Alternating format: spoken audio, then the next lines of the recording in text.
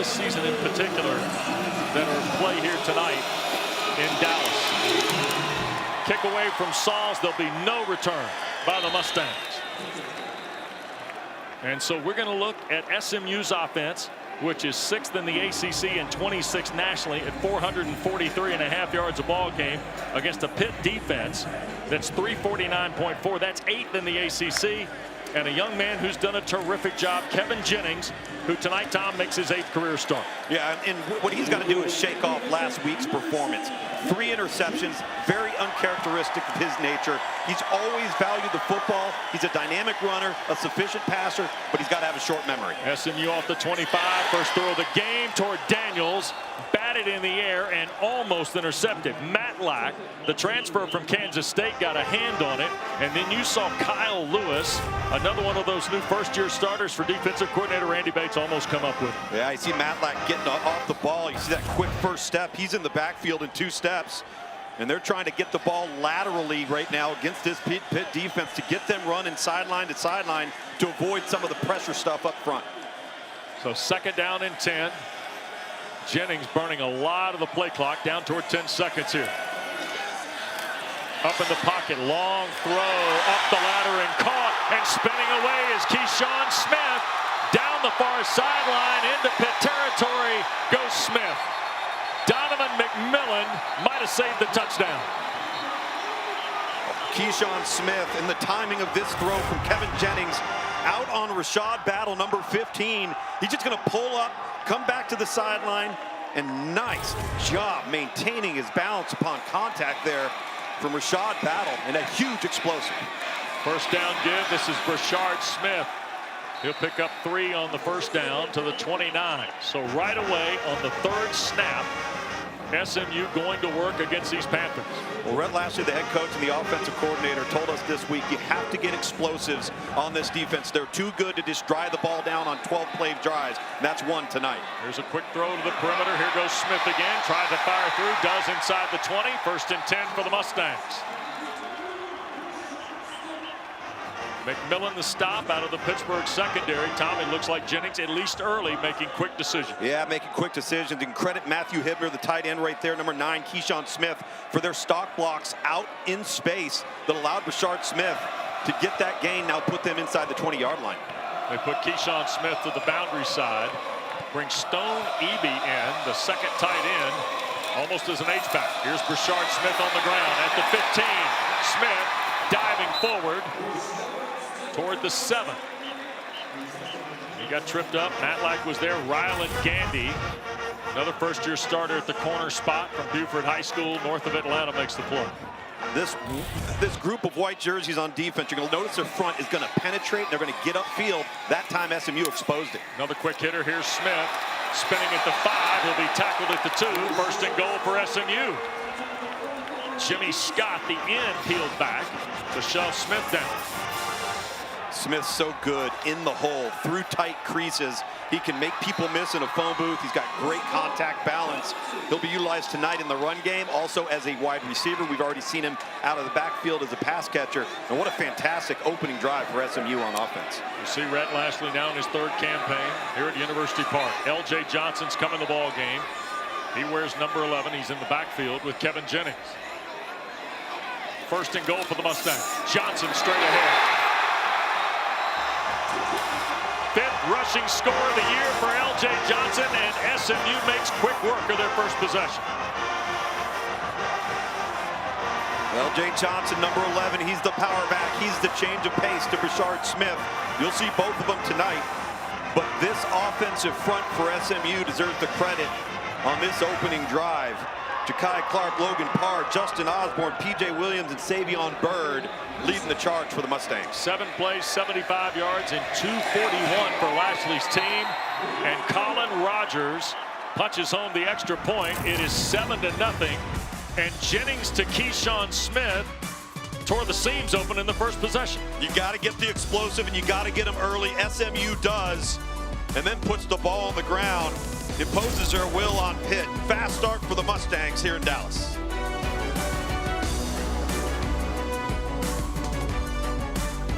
I want to show you defensively what you're going to see from Pitt all night long tonight. This is called a two-high, 1-2.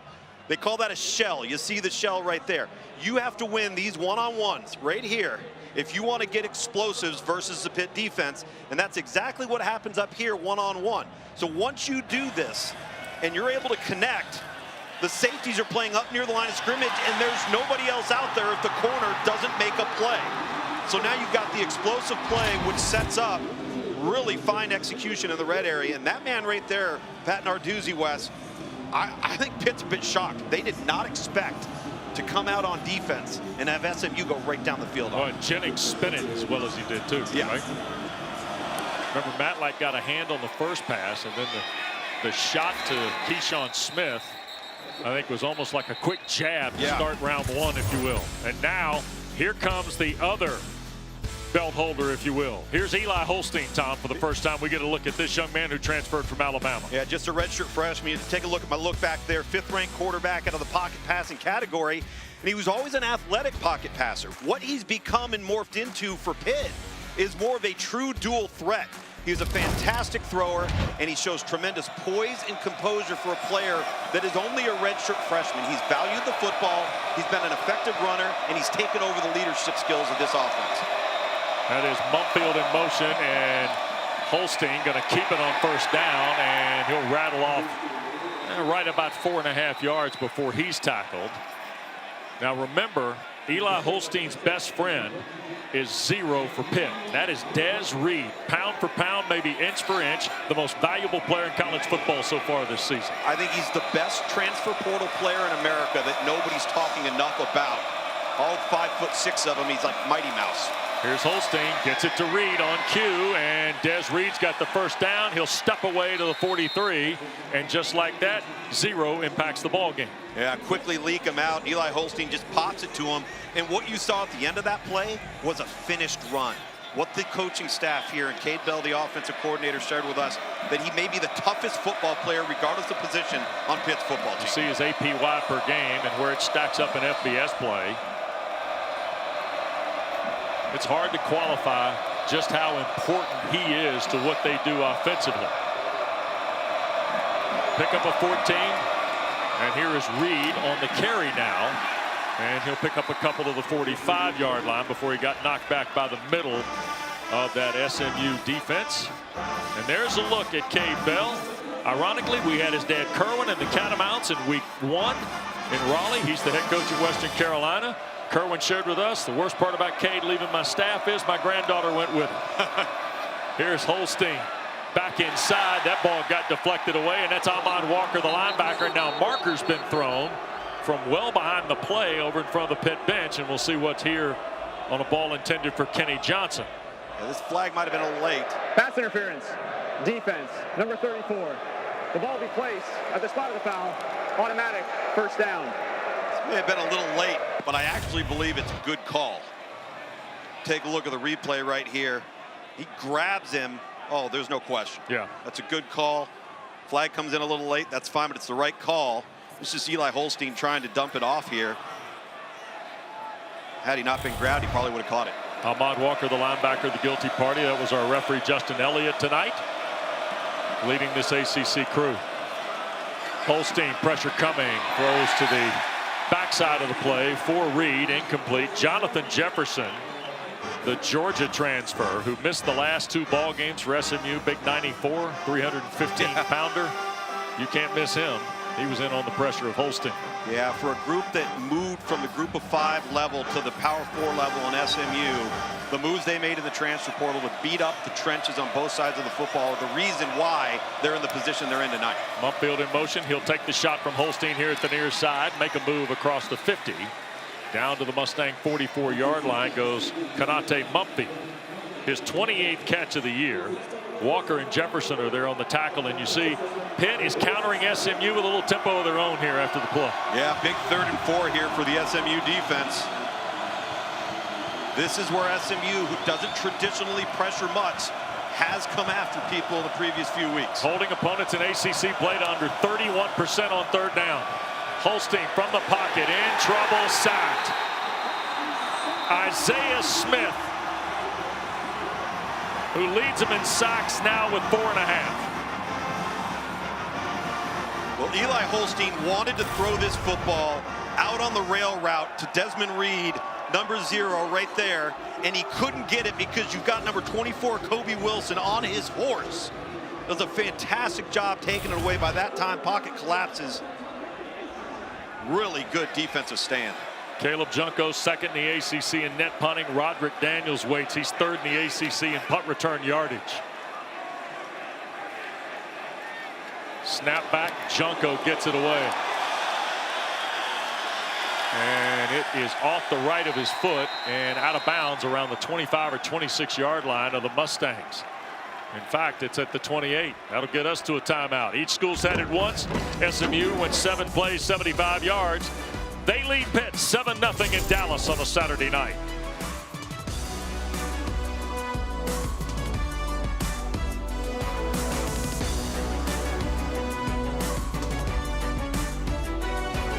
It's on Craig James. Oh, that was a good one. Holy smokes. Where's the running backs going to bring that back? Yeah. Here's Jennings giving ground and tried to throw it to Bashard Smith. Boy, Jimmy Scott really affecting the game off the edge here early for Pitt defensively. Fortunately, he did, Wes, because if he ends up connecting right there with Bashard Smith out of the backfield, see 44 coming off the edge. Jimmy Scott. Tom, it speaks to the depth that Pitt has built defensively. With needing 9 starters this year. Yeah, they got some transfer guys. James, Matlack. Here's Jennings going to fire a deep ball downfield, trying to come back and make the catch is Jordan Hudson. And he was defended by Taman Lynham, 5th-year senior transfer from Nebraska. They have added some transfer guys to offset needing 9 starters, but they're also guys like Brandon George, Kyle Lewis, Braylon Lovelace, Jimmy Scott, who are first-year starters for Randy Bates. Yeah, and we talked a little bit with Pat Narduzzi about that, with a big 3rd down coming up here for SMU, and they had to be the right fit if they were going to take them. They felt like they got guys that understood what the Pitt program's all about. 3rd and 10 now for the Mustangs. Pressure again. Slips it to Johnson. He ran right into the fray. Got hit by Ryland Gandy as soon as he caught the ball, did Roderick Daniels. So L.J. Johnson can do nothing with it. And Pitt is 3 and out defensively on the 2nd possession by SMU. Gandy does a nice job, number 10, coming up from the corner spot, but so does 31, Rasheem Biles. Works around the block of number 71, Logan Parr, who's been battling an injury as well at the guard position for SMU. And that's the kind of answer you're looking for if you're Pat Narduzzi after the first possession for the Mustangs.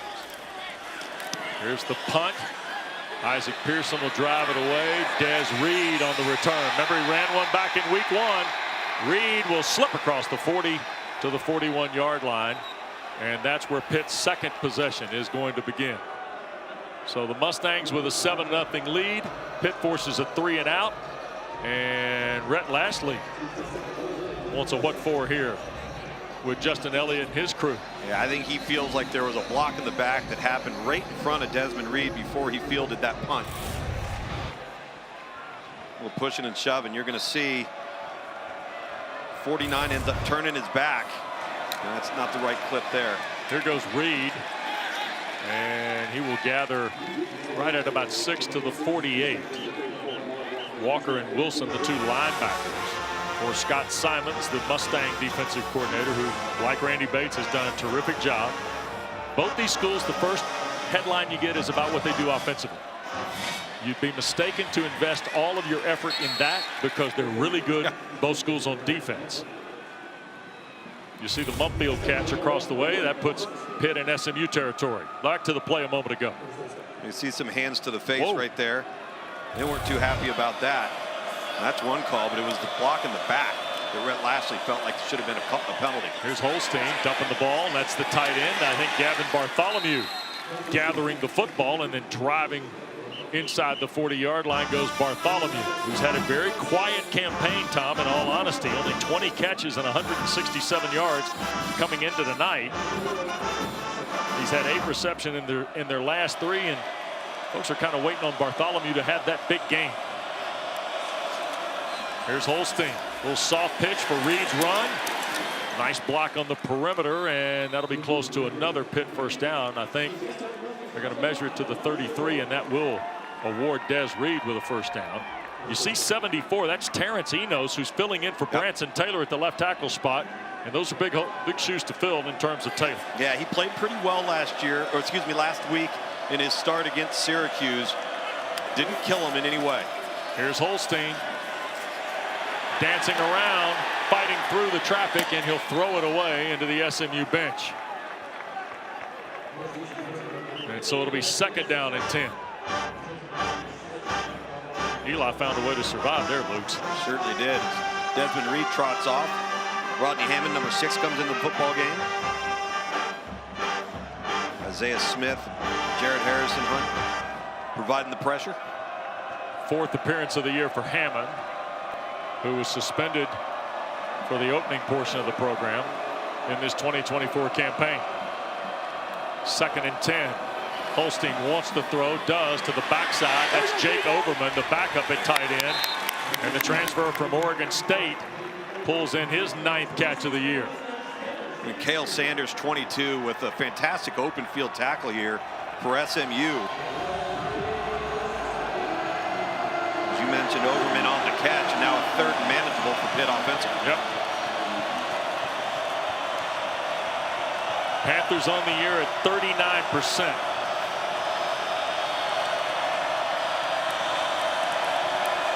Mumfield in motion.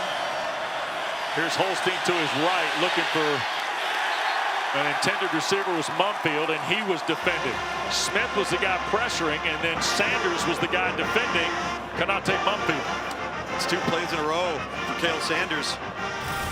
Tackle on the previous play and the pass deflection right there. And Eli Holstein ends up getting forced into the boundary here to his right side. So you run out of real estate pretty quickly. All right, now there's really nowhere to go with the football. SMU applies pressure, covered down on the back end, forcing a field goal. 8th play of the drive is a 44-yard try for Ben Sauls, who's been really good. He's 12 for 12 this year. 14 consecutive is a Pitt record. And his first kick of the night is hammered right through. So Ben Sauls puts Pitt on the board with just under 6 minutes to go in this first quarter with a 44-yard field goal. He's having some kind of year for Pat Narduzzi. That'll get us to a timeout. Panthers on the board. Back and forth we go in Dallas on a Saturday night. First downs. Oh, listen to the coach tell you, huh? Just listen to the coach. Listen, take what the defense gives you and throw it to your guys. Sauls will drive it away. There'll be no return here by Brashard Smith and Roderick Daniels. So SMU leading by 4. We'll start 1st and 10 at its 25 with this 7-3 lead.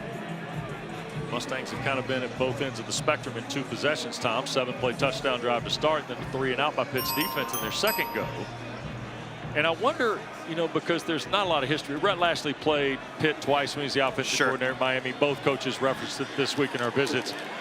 I still think you got to work your way through a little bit of this, right? Oh, there's no question. Get a little feeling out period in the first couple of series. And Brashard Smith trying to bounce through here on 1st down. Look at the stack.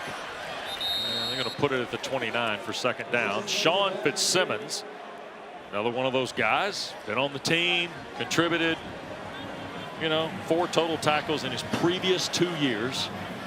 He's now got 9 on the year. I mean, just shows you. Player development is still real in college football. Here's Brashard Smith coming back to the near side. He's got the 1st down, and he will take on Philip O'Brien Jr., P.J. O'Brien, and got shoved out of bounds right around the 38. It's another Mustang 1st down on a 9-yard run. Excellent job sealing the edge by SMU in the offensive front. P.J. Williams, 59, allowing Brashard Smith to turn the corner. He's got such great speed and burst. 1st and 10 for Jennings and the Mustangs. Kevin wants to load, throw it, middle of the field. That was for Roderick Daniels. Covered out there by McMillan. He also had Lynham rather in coverage as well. Kevin Jennings is not 100%. He's close, Luke, based on what we've seen so far. Yeah, he looks to be fine. That throw's a little high for the 5'9" Daniels down the seam. So 2nd down and 10 it'll be.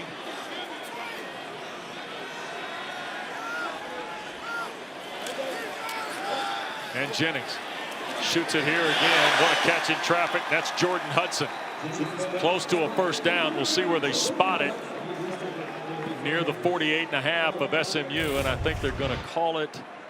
It'll be 3rd and short here, I believe. Good job here by Jordan. Excuse me, by Jordan Hudson, really pushing the vertical route, and then the timing of Kevin Jennings to get the ball out of his hands. Difficult to defend along the sideline. So they do give him a 1st down, and boy, Brashard Smith got hit by Lovelace right at the belt buckle when he took the football from Jennings there. Terrific play by the Panthers defensively.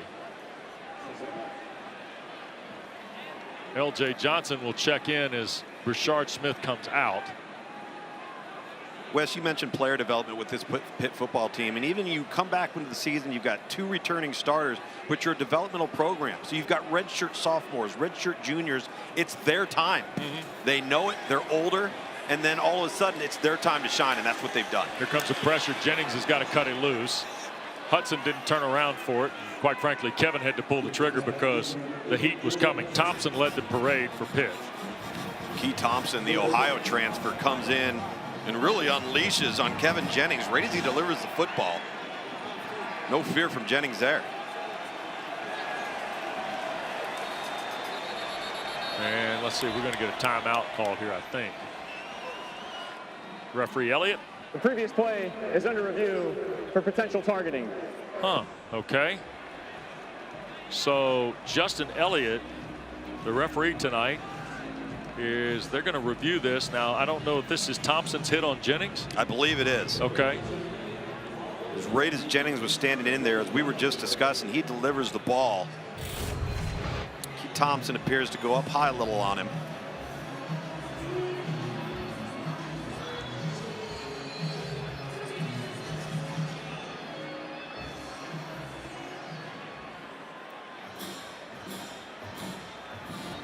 Well, you got a defenseless. The ruling on the field of no targeting stands. It's 3rd down. All right, so there you go. Must have felt the helmet and the face mask there. It was right up into the left shoulder, more so into the head or neck of the defense's quarterback. So Thompson avoids the penalty, as does Pitt. And now 3rd down. And the full 10 here for the Mustangs.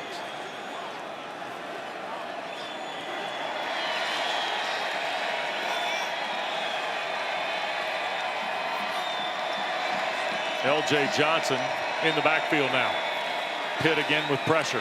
Jennings tries to shoot it near side. That's Hibner the catch. Matthew steps away out of a broken tackle, and the Michigan transfer picks up the 1st down for SMU. P.J. O'Brien shoved him out of bounds, but Tom Hibner, who's filling that role left by the injury to R.J. Maryland, produces a 22-yard play. Yeah, filling it well here on the crossing route. Let's see if his elbow touches the ground or his arm. Oh, it's just his arm right there. Nice job keeping his balance and gaining some extra yardage and a fresh set of downs. Lynham tried to get him on the ground. Brookings is the injured Pitt player that's being tended to, but you see Matthew Hibner make a terrific play. He had 4 catches last week against Duke. He had not had a catch in the previous 4 games. And Rhett Lashley told us, hey, look, R.J. Maryland's one of the best tight ends in college football. Yeah. Fact. Matthew Hibner's not a bad football player. You hate to lose R.J. Maryland, but they had a lot of confidence in this guy, Tom. They felt like he could do all of the things in the passing game that they needed a tight end to do. Now, maybe not in a wide receiving-like manner that R.J. Maryland would do it, but this was a transfer for Michigan who just wasn't utilized in the passing game while he was in Ann Arbor. Now he's got an opportunity here to be involved and breaks 2 tackles, maintains his balance by putting his left hand on the ground. He's able to keep both knees off the ground. Wow. That's just a tremendous individual effort. And Hibner gets 22. And it ends up at the Pitt 30-yard line and a 4-point lead for the Mustangs with 3.5 plus to go in this opening quarter of play tonight in Dallas. Career-long catch for Hibner. Jennings going to empty out Smith to the left. He'll shoot a sidearm ball that's caught. Brashard Smith, unbelievable catch for 9 yards. Tom, the throwing angle on Kevin Jennings here is like a back 3-inning reliever in the big leagues. Talk about lowering the elbow and finding a lane. That was all Kevin Jennings. Because if he throws that ball initially, it's batted down at the line of scrimmage by Jimmy Scott. Second down and short. And Smith will fight for the first down. Right to the 18-yard line. Jimmy Scott, the tackle, Lukes. Yeah, Jimmy Scott's been pretty active here today. And take a look at what Kevin Jennings does here. He can't throw it because he's got two Pitt defenders playing on their side of the line of scrimmage. He gets the block, maybe a slight hold there from Keyshawn Smith on the perimeter, but that's just a quarterback playing with some savvy and some instincts of finding a way to get the ball out. Well, there's a lot in that play. Hibner checking to see if the ball was for him. Here's Smith falling forward. That should be, well, we'll see how they unstack this. That's probably a little closer than Rhett Lashley would prefer. Braylon Lovelace, the tackle for the Panthers. He's had almost a dozen tackles in his last 3 coming into tonight. Get a look at Lovelace from Leechburg, Pennsylvania. Highly thought of player out of high school in a really good, rich football state, Pennsylvania. Holy smokes. Got some substitution for both teams going on here. Yep. 2nd and 10. SMU Red zone offense. Took the tight end out. Here's Smith. He's got the first down, falling forward to the 16. Kyle Lewis, the tackle for the Panthers. Wes, you mentioned the absence of R.J. Maryland, who's such a weapon, and particularly in this area of the field, because he's such a mismatch, whether he's lined up on a linebacker or on a safety and he's, you know, split into the slot, or what they were doing with him previously, and they did it against Florida State when we were here previously, is they isolate him to one side or the other, and they just threw up the back shoulder ball, and he makes plays, and you don't have that now. Somebody else has to be the guy to go up and get the ball one-on-one. Smith and Daniels to the far side. Moochie Dixon here to the near side, and Rhett Lashley wants a timeout. So timeout. We're going to take it with them. SMU, they're first. A minute 8 seconds to go here in this first quarter. 7-3, and don't forget, when we're done tonight here at Ford Stadium in University Park, ACC Huddle After Dark, Tom. Estimated start time 11 o'clock. Estimated. Yeah. All right. Highlights, analysis, interviews, players and coaches. All the coverage from an unbelievable Week 10 in the ACC. Let me tell you what. You got your hands full tonight, Tyler Tannenbaum. You got a lot of highlights you got to sort through. I mean, Miami outscores Duke 36-3, Tom. Yeah. Going down the stretch. NC State gets 3 touchdowns from C.J. Bailey, 100+ from Hollywood Smothers and Jordan Waters. Wolfpack a big win. They've stacked wins together after the win at Cal a couple of weeks ago off an open date. North Carolina continuing to get after it on defense. Yeah. Big third down here for the Mustangs. Out of the timeout, here's Lashley. Jennings from the pocket, going to throw. Caught Johnson, and he will score. There is a flag down on the play. Holding. Offense. Number 59. 10-yard penalty. Third down. P.J. Williams' holding call will negate the touchdown catch of 16 yards for L.J. Johnson. Again, an explosive play taken off the board. Was P.J. Williams the right tackle called for the infraction here? Man, Kyle Lewis was really close to intercepting that football in the flat for Pitt defensively. But you see P.J. Williams grab and just roll to the ground. The Pitt pass rusher off of the edge. It's a good call by the officials. And now, instead of 6 on the board, you're 3rd and 20. Yep. 3rd and 18, excuse me. Stone Eby, by the way, has come in, so Pitt counters that substitution. And they bring in Sincere Edwards, a true freshman at defensive end here. Do not take a sack here if you're Kevin Jennings. Jennings backs up, going to launch again, looking. Oh, what a catch! Moochie Dixon, 1st and goal. Moochie Dixon, who caught the slant to start the game at Stanford for the Mustangs, now sets up SMU 1st and goal. And what did I just tell you, Wes? Who's going to be the guy that comes up with the one-on-one catch in the red area? That time, it was Dixon. Now 1st and goal. Here's L.J. Johnson trying to get it on the ground and cannot. Got turned away right at contact.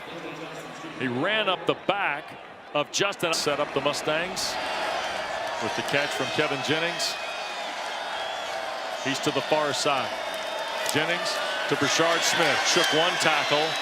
And will be stacked up right around the 2, maybe the 3-yard line. And Keith Thompson got a hand in there for Pitt.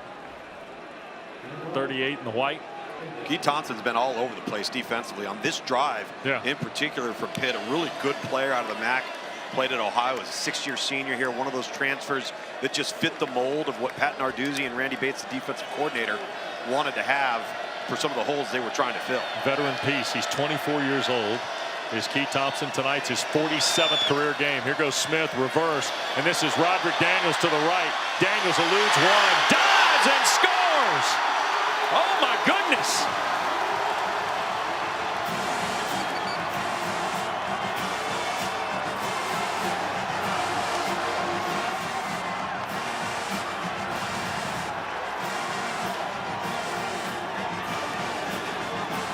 Roderick Daniels does a little bit of everything for Rhett Lashley. He jokes even we might line him up at offensive tackle one time. And now he's hurdled a man from another team. So here's Colin Rogers to try and make it an 11-point lead for the Mustangs. And he does. Okay, Lukes. This is called a true space player. So once Roderick Daniels gets this ball, he's got to make Javon McIntyre, number 7, miss right there. Now he's able to time up the jump versus Donovan McMillan, number 3, who goes low, ducks his head down, loses his eyes on Roderick Daniels. And you're right, Wes. When they had an injury to Brashard Smith at running back and L.J. Johnson, what did they do? They moved Daniels over to running back. All he does is make plays. He's returned a punt for a touchdown, plays wide receiver full-time, subs, moonlights as a running back, and that time is making people miss in a phone booth. And SMU is on the board in the first 45 seconds of quarter 2 on a 15-play, 75-yard drive, Tom. This is something that I would imagine if you asked Rhett Lashley that type of drive being a surprise to him against this defense, he would say yes. He could not reiterate enough how during his time in Miami, he was the offensive coordinator, and they beat Pitt. They beat this defense, and he said we had 4 explosives that got us into scoring territory, and it's why we won the game. We had no touchdown scoring drives. So really encouraging for SMU there. There'll be no return here for the Panthers. So Pitt will start from its 25-yard line in an 11-point deficit here early in quarter 2. Quick reminder to you, we've got 3 more Atlantic Coast Conference championships right here for you on ACC Network and the ESPN app. First round of the women's soccer tournament starts tomorrow at 6 o'clock. Field hockey quarterfinals start Tuesday at 10 a.m. Eastern. And then the first round of men's soccer starts Wednesday at 6 and 8. All available for you on ACC Network and, of course, on the ESPN app. So off the 25, here's Eli Holstein, and Pitt is in a real answer-back situation. Holstein tripped up as he came out of the pocket. A flag is thrown down as he's sacked for a loss of 3. Roberson, I think, is the guy that tripped him up. And you see Jacoby, the guard, was also kind of in the mix for Pitt. And now a little bit of a conference with referee Justin Elliott. Corey Roberson was removing Ryan Jacoby from the mix. Shot block. Offense. Penalty is half the distance to the goal. First down. So a chop block. And Pat Narduzzi getting a little bit of the interpretation here. See if we can pick something up. Yeah. Tom. All right, so you're going to see. It's Eno 74. Correct. That's your left tackle. I don't see. Whoa. What about 61 and 56 there? That might have come late. Yeah. And now another flag is thrown. And this is in the neighborhood of procedure, false start, early movement, all the things that coaches coming off penalties like a chop block don't want to have. Delay of game. Defense. 5-yard penalty. First down. Okay. Let's go back to the play before this one, as Rhett Lashley wants to know why that was called. Let's take another look here. So there's your center 56. See if he engages.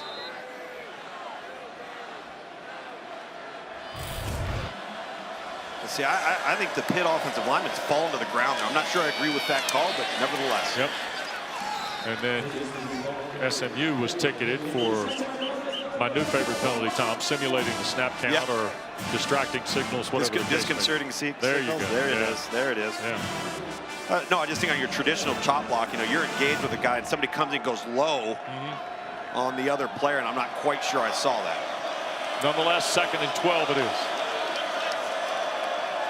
Early here in second quarter action. Holstein on the perimeter. Reed flags down behind the play as Reed is knocked out of bounds near what would be a first down at the Pitt 35. They're going to get a vicious hands to the face on Eli Holstein from an SMU defender here, right as he delivers the football out into the flat. The officials all over this one. You saw the hankies flying the moment the ball left his hand. I think the question here involves the play.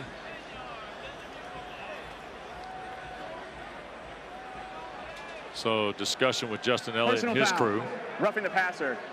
Defense, number 58. 15-yard penalty. Automatic first down. Number 0's helmet of the offense came off. He has to sit out for one play. Right. Boom. The hand goes up and goes high. Wow. Right as Eli Holstein's delivering this football. Officials all over it. And now look at the shift in field position. Yep. Just off of that play, Rodney Hammond comes on. You heard the official talk about Desmond Reed's helmet coming off, so he's got to sit out for a play. Ball in midfield after that sequence right there. Here's Holstein on the perimeter. Gets it to Day Reynolds. And he will dive forward for 5 before Moses makes the tackle for SMU.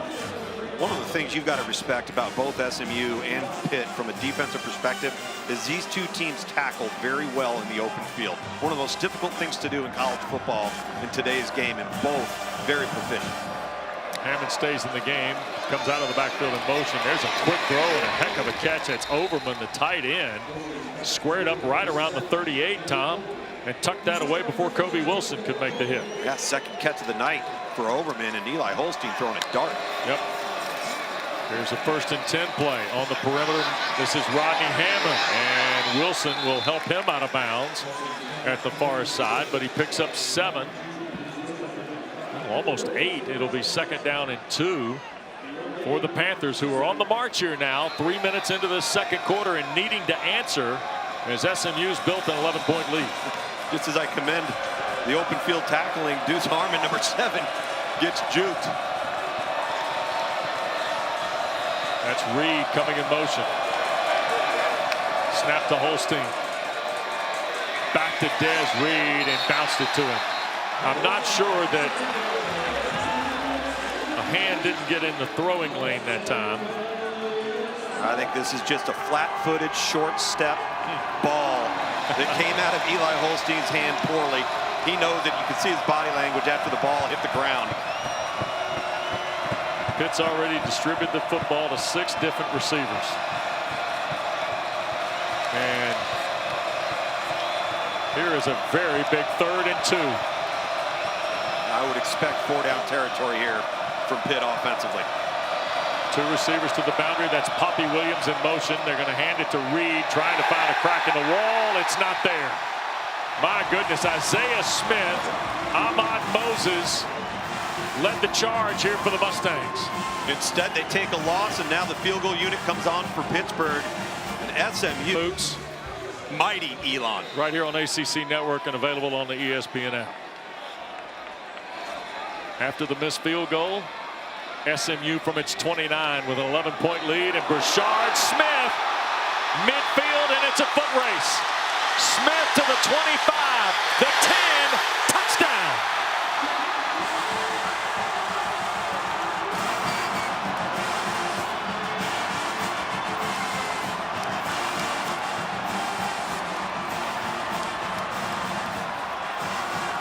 .71 yards is a career best for Brashard Smith. My goodness, Luke. He doesn't lose many foot races.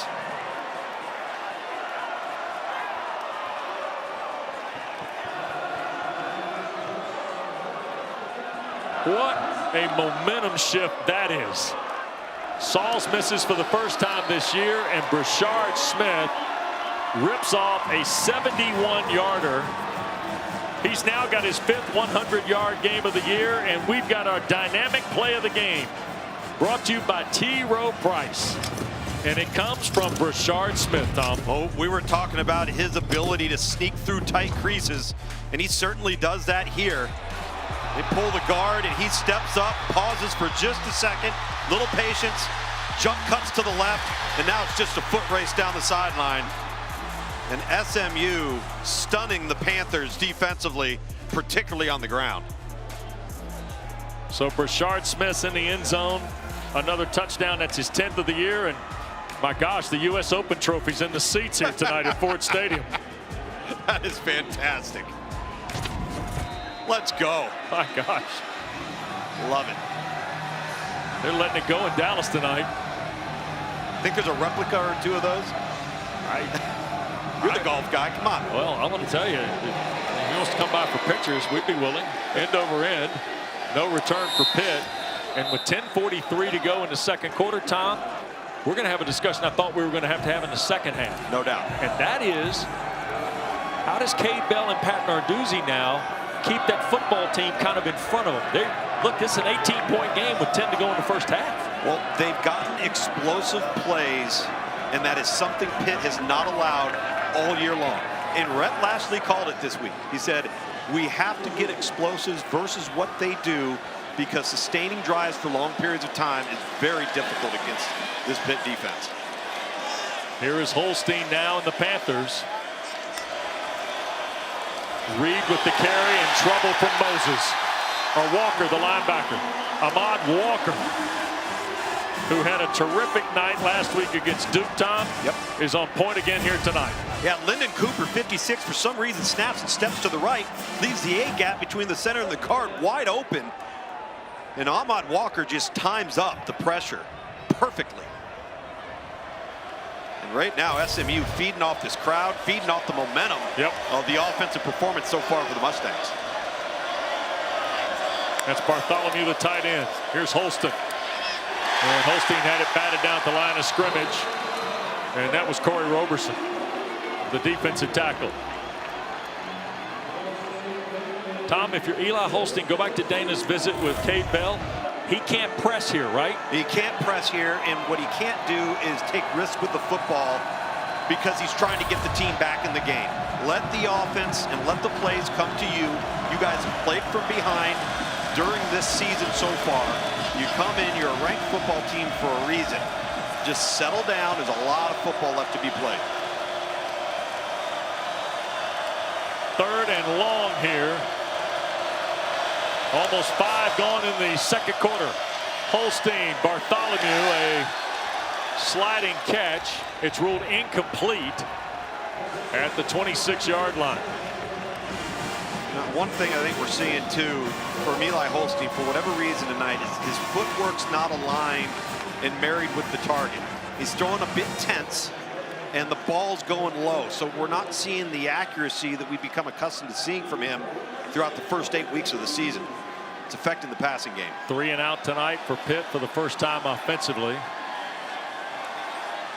And here is Caleb Junko to punt it away. Daniels waits at the 37 for the Mustangs.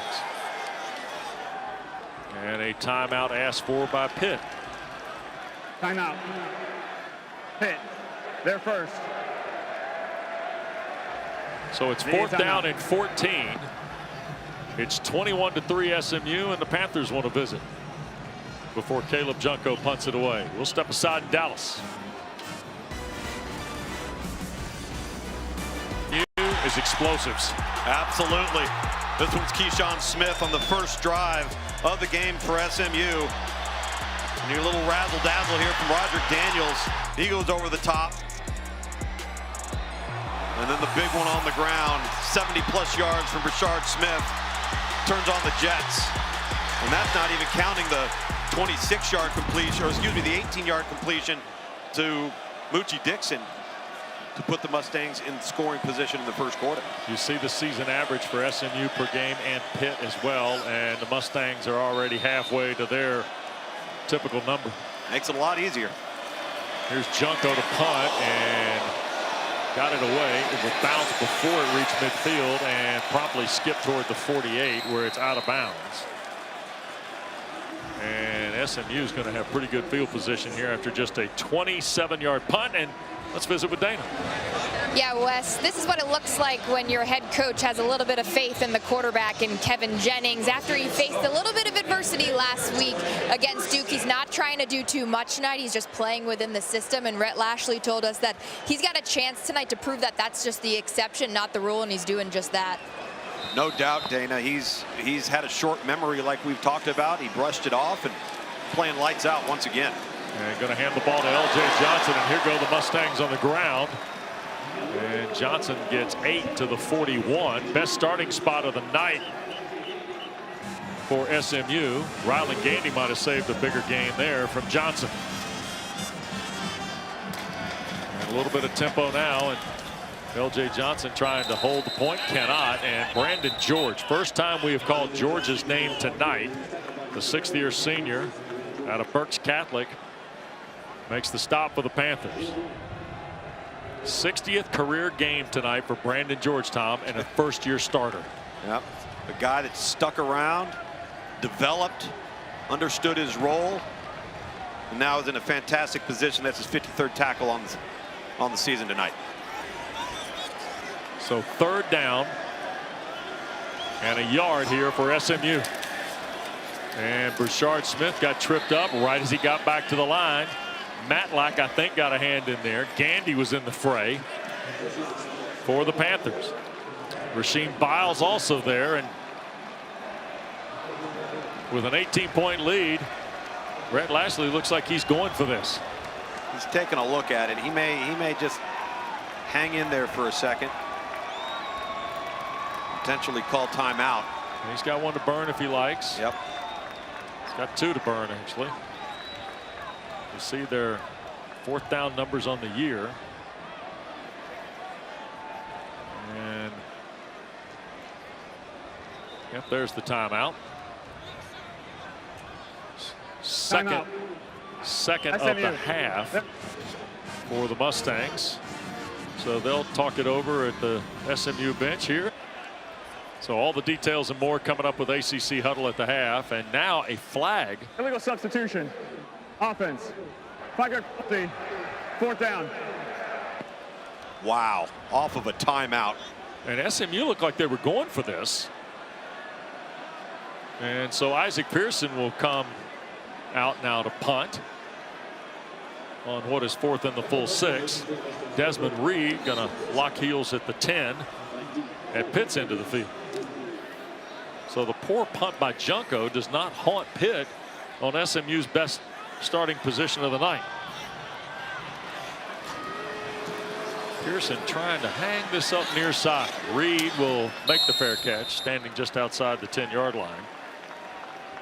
And in an 18-point lead for SMU, the Panthers will get cranked up 89 yards away, and Eli Holstein will bring them to the gates, if you will, because here's what's at stake tonight, Tom.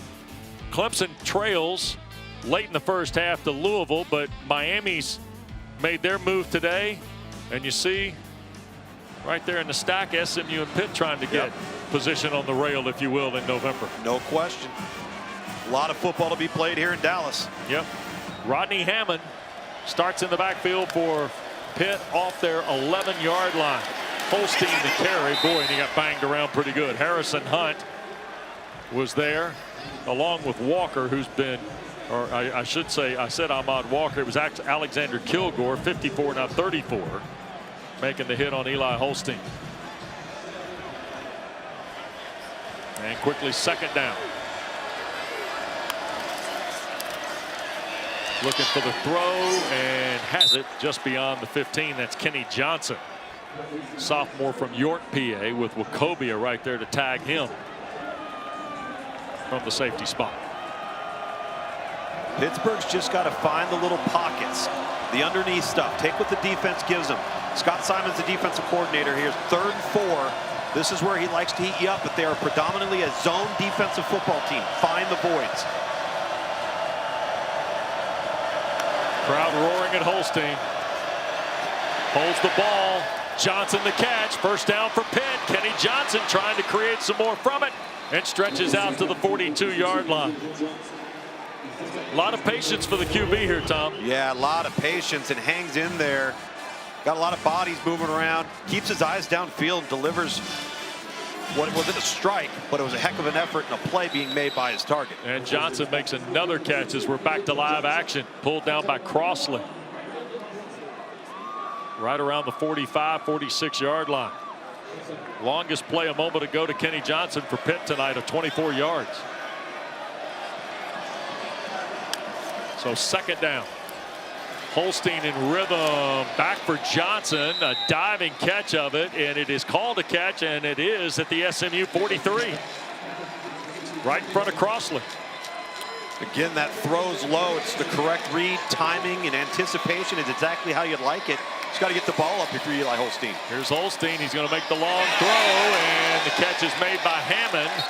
And Rodney Hammond's taken down right around the 41 by Moses. Ahmad Moses had one of the best games of his career a week ago on the road at Duke. And then a fine open field tackle right there on what was a long throw for Eli Holstein. Yep, substitutions both ways here. Bartholomew has come back now for Pitt.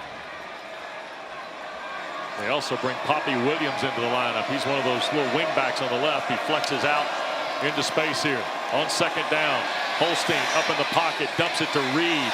Desmond Reed tangling with Walker and tackled into the bench area, and here comes a flag. Ahmad Walker might have been a little overzealous once he got to the white on the far sideline. Yeah, they got tangled up there. Clearly out of bounds. I think this is going to cost SMU 15 more.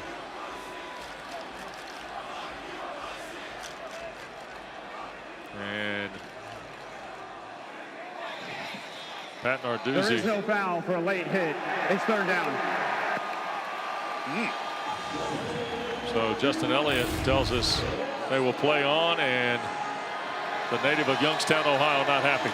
Good tackle, good tackle, good tackle, and you move it out of bounds, and got a little bit both ways. Both of them are kind of tussling with each other. Yep. So it is third down and 4. Inside 5 we go. Hammond's back in the ball game to replace Reed.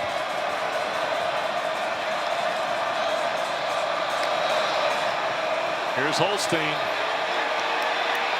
to his left. Flag down on the play, and out of bounds he goes as he was throwing the football. Booker was the guy who was chasing him. Big Tank Booker. My goodness. That's 348 pounds of number 10 coming off the top rope. Taking Eli Holstein down. And let's see what the marker is for. The penalty flag thrown as Holstein was moving from the pocket.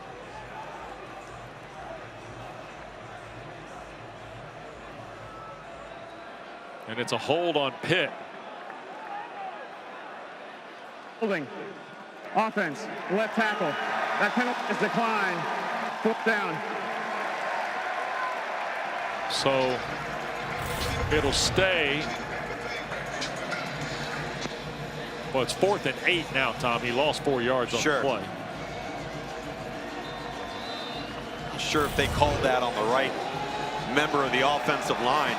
That was Terrancino, 74. He was engaged and had his hands on the SMU defender. I did not see a pull away or a hold. Pitt is 7 for 9 on 4th down. And a timeout has been asked for here.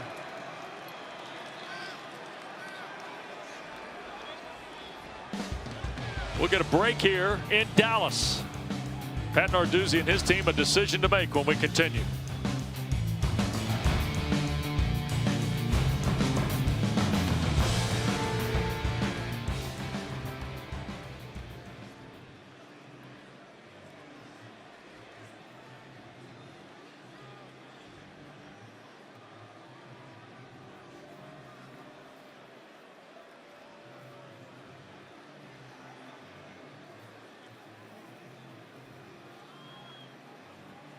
After replay review, The pass was incomplete before the passer was out of bounds. The penalty is still declined. It's 4th down at the 37-yard line.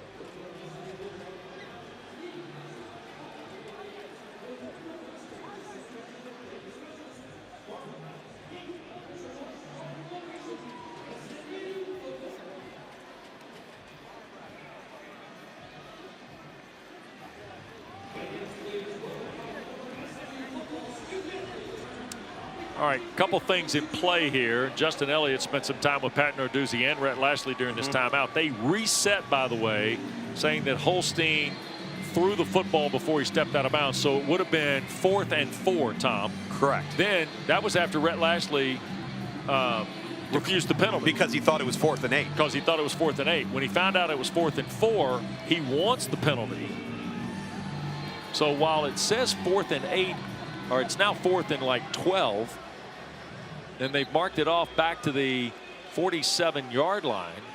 Yep. So here we go. After the replay review showed the pass incomplete, SMU has decided to accept the foul for holding on the offense. That's a 10-yard penalty.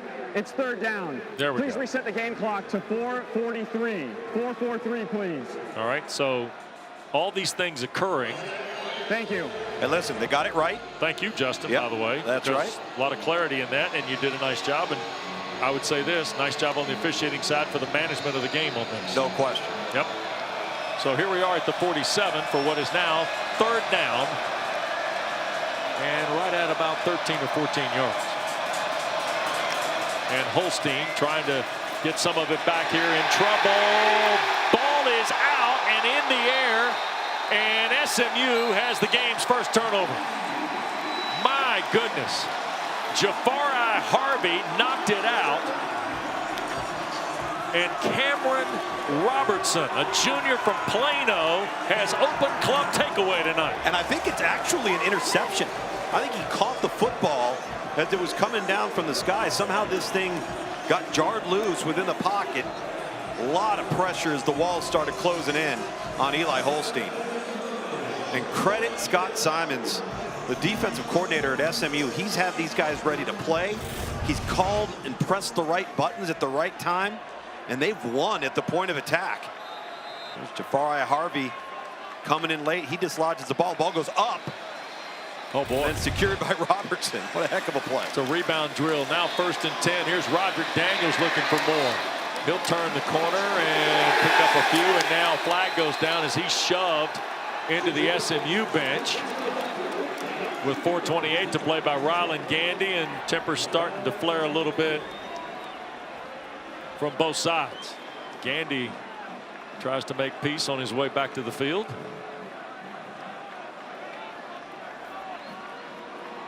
My goodness.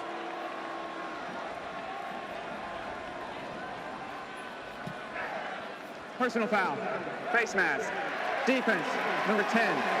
15-yard penalty. Automatic. 1st down. So we'll get a replay look at this. Off the 41. We'll push it well down the field. He laid off late, even though it started to be a shove. But that shot right there from Roderick Daniels may have deserved a yellow hanky. So the ball at the 26, and L.J. Johnson's checked in the backfield with Jennings. 3 receivers in the set. flea flicker, and SMU trying not to give it back. May just have. Nope. They fell on it back at the 37. Braylon Lovelace blew up the flea flicker. And the Mustangs somehow found their way back to the football. I think it was Logan Parr that might have fallen on this. Well, and they happen to call this play versus a pressure and a line stunt of Pitt defensively, and it was the wrong call at the wrong time. Very fortunate to maintain possession of the football. Yep.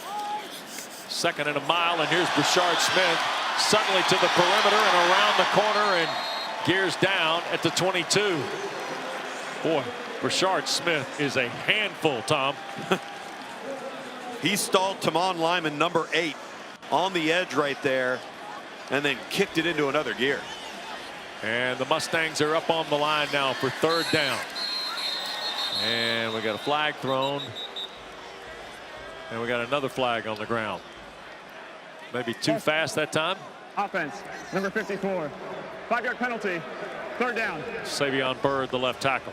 And they were going to take a shot to Keyshawn Smith, number 9, at the bottom of the screen versus Ryland Gandy, number 10. There was no safety in the middle of the field, and Kevin Jennings knew he had it. And again, these explosive plays that are so critical that Rhett Lashley, the head coach at SMU, discussed with us this week. They've come up with them so far. Pitt has not. So now 3rd and 11 after the penalty. 3 to the field, 2 to the boundary, and now Smith's come to the backfield again here. And here's a throw to Brashard Smith, and the Panthers trying to hem in. That's I'm sorry, that's Daniels, and Roderick Daniels taken down inside the 5 at the 2. It's 1st and goal. Tom, Roderick Daniels has provided 2 of the more incredible plays of this first half. First of all, it was a difficult catch. And what has he done all night long? He's made people miss as we get some tempo inside the 3-yard line here from SMU. 25-yard play. They're going to hand it to Brashard Smith. And he's going to be tackled at the 2. Roger Daniels tight roping the sideline like a ballerina dancer. And it looks like McMillan has pulled and twisted an ankle here or something, because he came out of the fray, was going to try and get to the sideline, and he couldn't. And the crowd, Donovan McMillan is hurt. And now back to his feet, and Pat Narduzzi telling him to sit back down because McMillan came out of the stack and was hobbling quickly, trying to get out of the ball game. And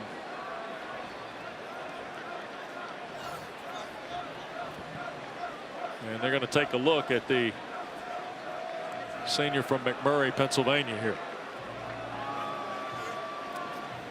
Meanwhile, we'll catch our breath because SMU, who came into the ball game 19th in FBS with 44 plays over 20 yards, Tom, averaging 6 a game. They got 5 here in the first half.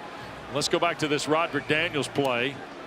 They were moving Brashard Smith around. They had all sorts of different eye candy, if you will, in this formation, Tom. And then again, the catch, the contact balance, the ability to make people miss, and then tightrope the sideline and get upfield. In so many ways, Roderick Daniels has been the unsung hero of this football team because of his versatility. He contributes in the kicking game. He's scored on special teams. But when they've had injuries at running back or at wide receiver, at tight end with R.J. Maryland, he always fills the void. McMillan is helped off the field here. SMU bought a lot of time in that huddle, by the way, during the timeout. And now 2nd and goal. You see, we're late in this first half, and the Mustangs took control on the opening possession tonight, Tom, and really haven't looked back. No, they absolutely haven't. They put their foot on the gas. Let's see if they can punch another one in here. Eby's come in as the fullback. Whistles blow here before the ball is snapped. And timeout Pitt. Panthers grab a timeout. Timeout. Pitt. Their 2nd. Please reset the game clock to 2:30. 30-second timeout. Well, Justin Elliott's done a nice job. He's had his hands full here in the first half. This is his We thought this might be high intensity tonight. Thought it might be physical both ways, Tom. No question. It's proven to be both. It has. It's been chock full of plays, big plays, some miscues here and there. Just two good football teams that are very evenly matched talent-wise. Yeah. And it comes down, as when we came on air tonight, it comes down to those little details. And the details tonight are big plays. No question. Without a doubt. And a team that specializes in them has had more of them here in the first half. The other thing, too, that I'm sitting here wondering, Narduzzi's going to have to channel some of the comeback gene that they had at Cincinnati. And at West Virginia at home, no question, back-to-back weeks, and come up with a way of getting back into this football game. Out of the timeout, Brashard Smith is taken down immediately. Big Francis Brew in there to make the play for the Panthers. Freshman from Westerville, Ohio, who is listed at 6'1", 280, has had 5 tackles in the last 4 games coming in. And 95 looks like a young handful. Yeah. He and Sincere Edwards are the 2 true freshmen that are slightly undersized, which Pitt loves along the defensive front, but super active. Is the 2-minute timeout. So the 2-minute timeout welcomes us here at Ford Stadium. How did SMU get to the doorstep? Well, another night at Club Takeaway underway.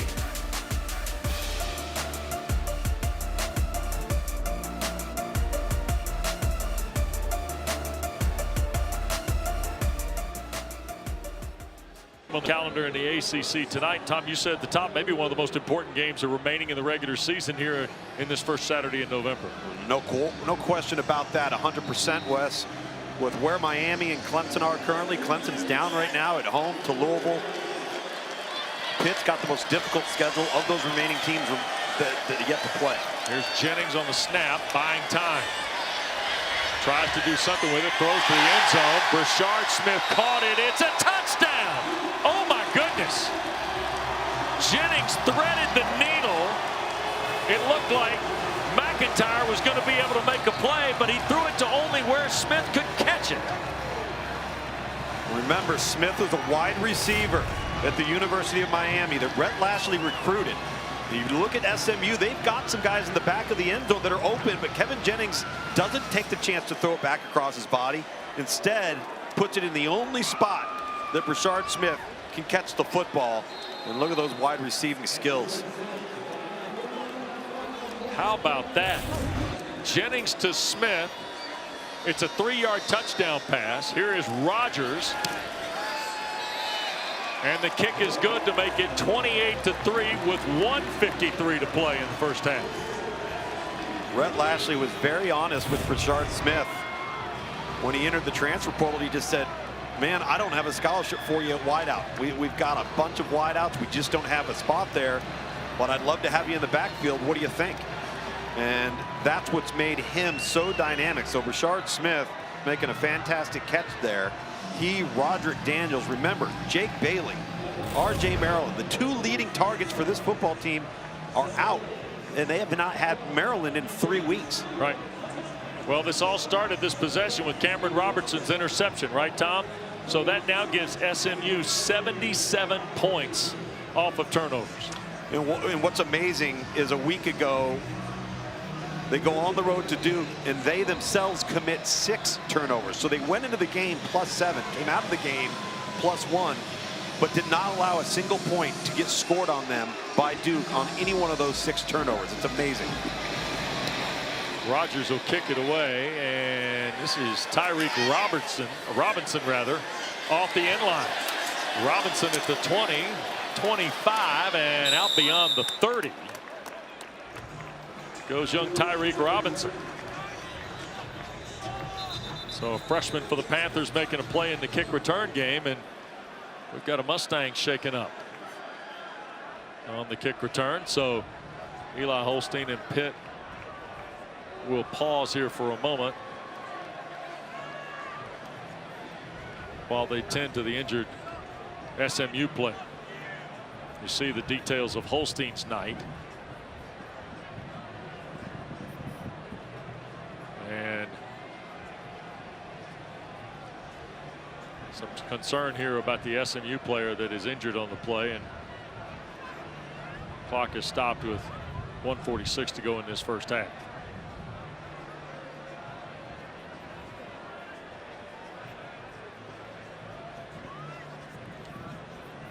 And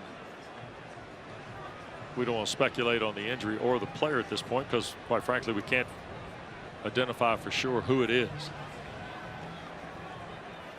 But you see there's great concern by his teammates at this point.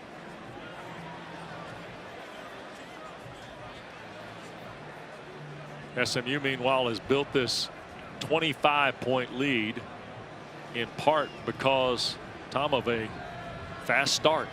Really kind of their calling card on offense worked for them tonight off the opening drive. Well, and they've been able to effectively run the football, I think, to a level that maybe even has surprised Rhett Lashley, given how disruptive and challenging this Pitt defensive front seven has been all year long. So you've got explosives on the ground, and then the moment you try to secure the run game, you're taking it and you're putting it on the perimeter, and SMU's skill has really taken advantage. Yeah. We believe the injured player for SMU is A.J. Davis, a redshirt. So SMU Communications for football, Chris Smith, says that A.J. Davis did have some movement. That's good news. Yeah, I actually did see his foot move early, which is terrific news. Off the 33, we return to action. This is Reed on the check down from Holstein. Maybe not a check down, Tom. Might have been the principal route, just trying to get Pitt going, to be honest. And you see the Panthers are right out to the 44 on an 11-yard throw. And here they go again, and there's the SMU pressure. A flag is thrown, and the ball is thrown in desperation by Holstein on a pressure by Cameron Robertson, who's kind of stepped to the forefront here in the second quarter. Has he ever? Holding. Offense, number 74. 10-yard penalty. First down. That's Terrence Enos Jr., who's making his third career start tonight at left tackle. That's the second holding call on him. Wes, you and I didn't like the first call that was thrown on him. That one was almost a tackle on Cameron Robertson. And you're right about 15 coming off the edge. That's normally the role of Elijah Roberts. Yep. Tonight, it's been all 15. He's been playing hard. Well, it's interesting because not only is Cameron Robertson infecting the game, Elijah Roberts is inside a lot tonight, Tom. And he is here on 1st and long after the penalty. Holstein wants to cut it loose, and Bartholomew on the far side is taken out of the air. That's Cale Sanders coming all the way from the safety spot. He's called his name a couple of times tonight. He's been a force in run support, and right there forcing that ball out of bounds. And again, a zone team in SMU that wants to keep the ball in front of them, tackle in space, pressure on 3rd and long. That's their MO. Each school with a timeout to go. Flip to Reed, and right there are the Mustangs. Deuce Harmon promptly makes the stop of Des Reed. Terrence Enos, 74, who had just got called for the hold, tries to get out there, and Harmon just beats him to the punch. Great effort play. Panthers 1 of 6 on 3rd down, and Holstein going to be tackled. And that's Harrison Hunt. My goodness. Jared Harrison Hunt, 3rd sack by the Mustangs here in the first half. Timeout. SMU. And there's the timeout to stop the clock with under a minute to go, Lukes. Let's reset the game clock to 57 seconds. 5-7, please. And 4th and long facing Pitt. I like this timeout call, and I love this rush from the defensive tackle position in Harrison Hunt, number 81. These Mustangs came to eat today, Wes. Yep. They have been active. They've been disruptive. They've played on Pitt's side of the line of scrimmage and have not allowed the Pitt offense to dictate terms in terms of how the game is going to be played. Yeah. One of the things we were curious about tonight was how would SMU handle the pressure stunts, right, all the things that Pitt can do to you. Then the opposite. Question, the second half is going to be, how does Pitt, what kind of adjustments do they make to thwart what the Mustangs are doing? 100%. And now here's a really interesting spot. Junko is punting. Roderick Daniels waits with just under a minute to go.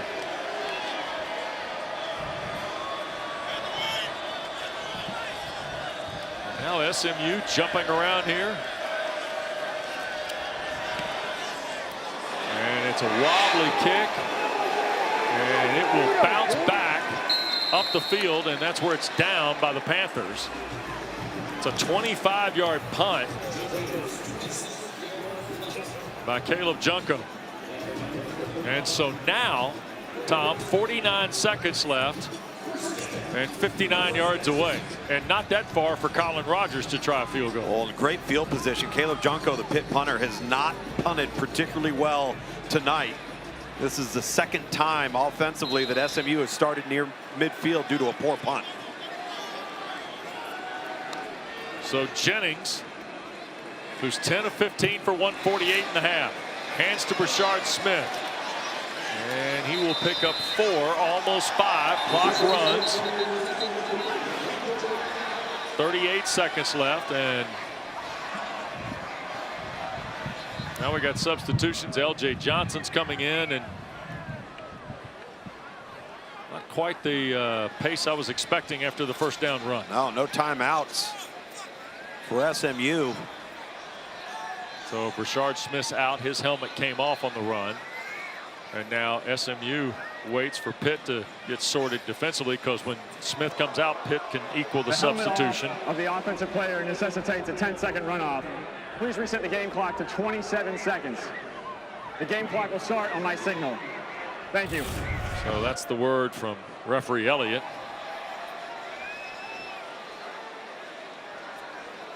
And Brandon George looks like he took the helmet off of Brashard Smith. So here's the give to LJ Johnson, and boy, that's a collision there with Lewis. And with 19 seconds left, now they'll restart the clock, and here's Jennings.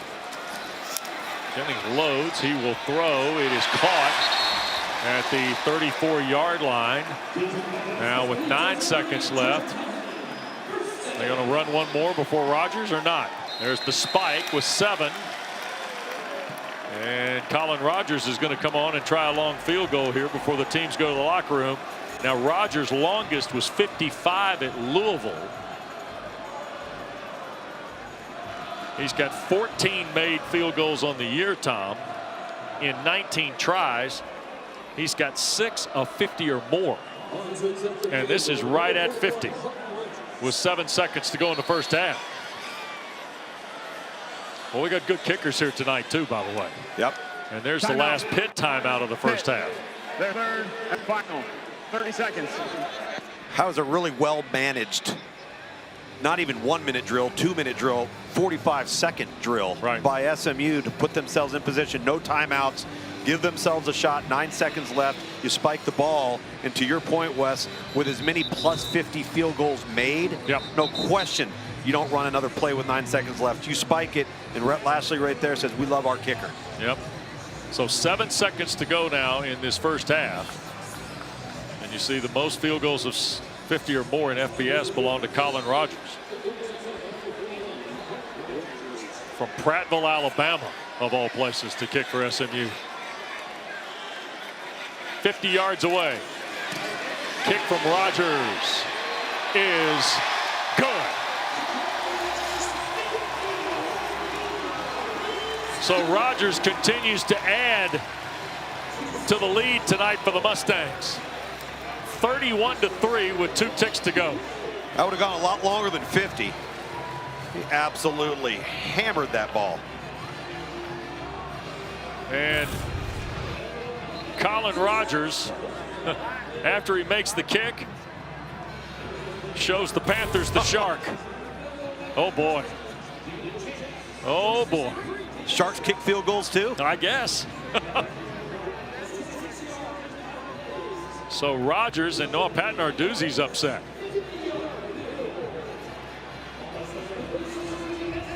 And with 2 seconds left, Pitt is going to be trailing, going to the locker room.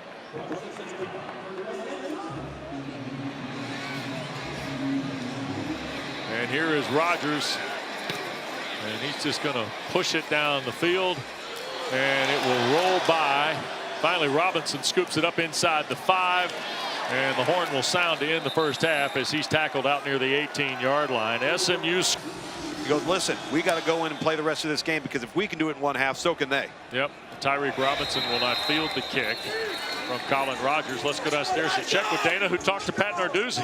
Well, Coach Narduzzi expressed some frustration, rightfully so. He told me our team's not making plays on offense or on defense, and he said it's one of the worst tackling performances that he's seen this season. I asked him, do you still have the locker room? And he said our guys will stick together, and the body language, nothing of concern. All right, thanks, Dana. You know one thing, the stiff-jawed former linebacker who played for his dad is not going to back down here. Eli Holstein with Bartholomew, the tight end, and 3 receivers. Good pitch here to Reed, and that goes nowhere.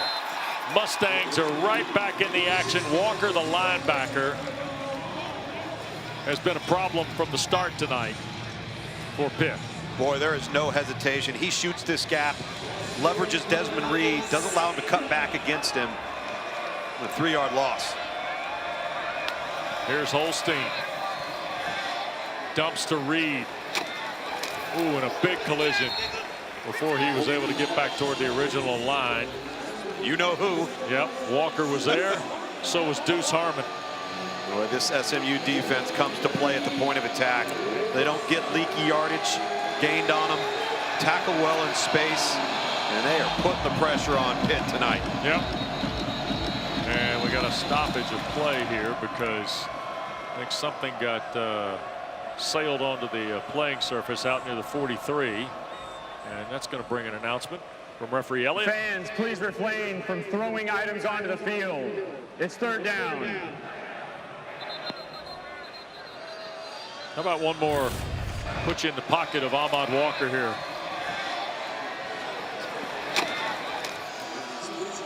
Oh boy. Wow. Made the old quarterback cringe over there, didn't it? Yes, very much so. 3rd down. 3rd and the full 10 for Holstein.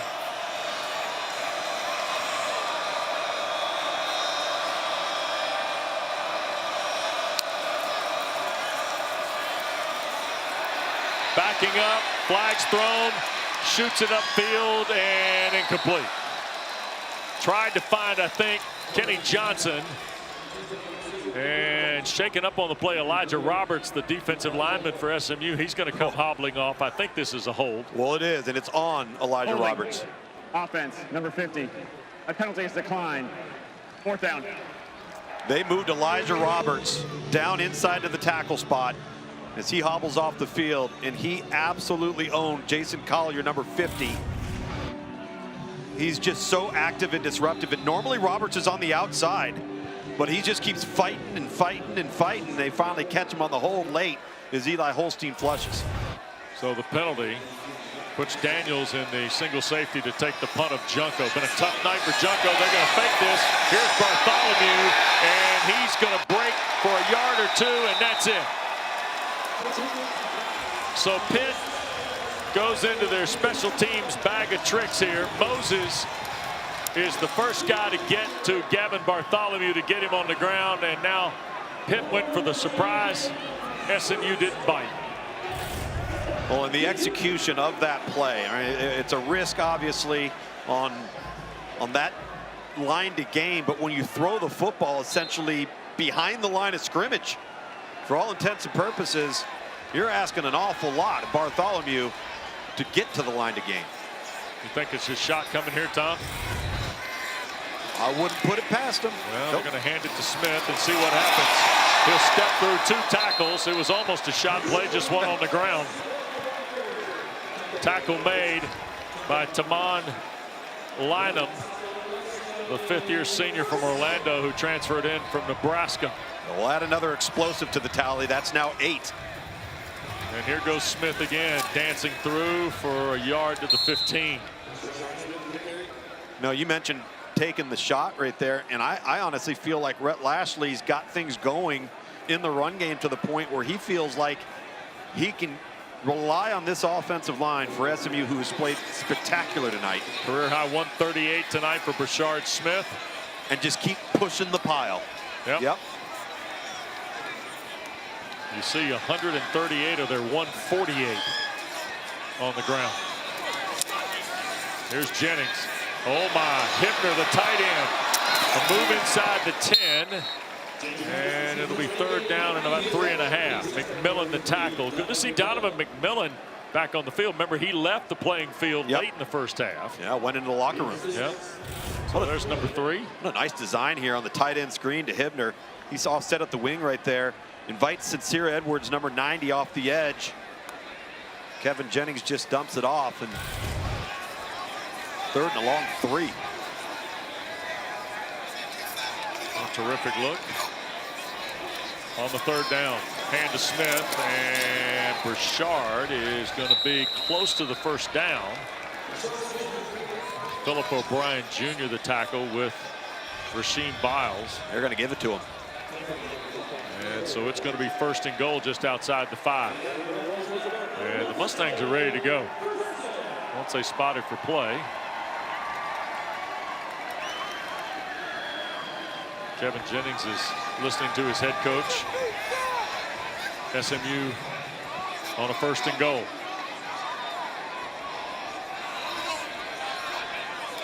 Pressure coming, hands the ball to Smith. And a yard straight ahead for Burchard Smith. Tom, it's easy to say, we all sit down at the end of the year and we get all the information together. Yeah. Burchard Smith's going to factor into all ACC. He's going to factor in. He's going to factor in what's going to be a crowded running back spot now on the first team. I mean, Omarion Hampton, Des Reed, Burchard Smith. I mean, and the list goes on and on. Damian Martinez at Miami. I mean, Bashal Tootin has been fantastic. L.J. Johnson's checked into the ball game here for 2nd and goal for the Mustangs.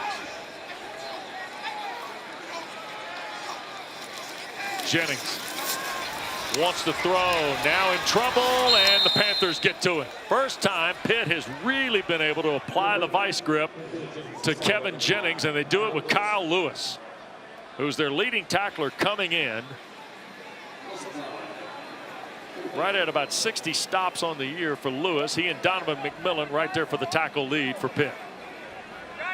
Pick 6 a few weeks back, and part of that linebacking crew at Pitt that is just not only they active and smart, good tacklers, but they're also blitzers. They're also pass rushers. So 3rd and goal after the sack, back at the 10. First sack of the night for the Panthers. Jennings now sets. Going to throw and over the top of the intended receiver Hudson. And they're going to leave the rest of this for Colin Rogers.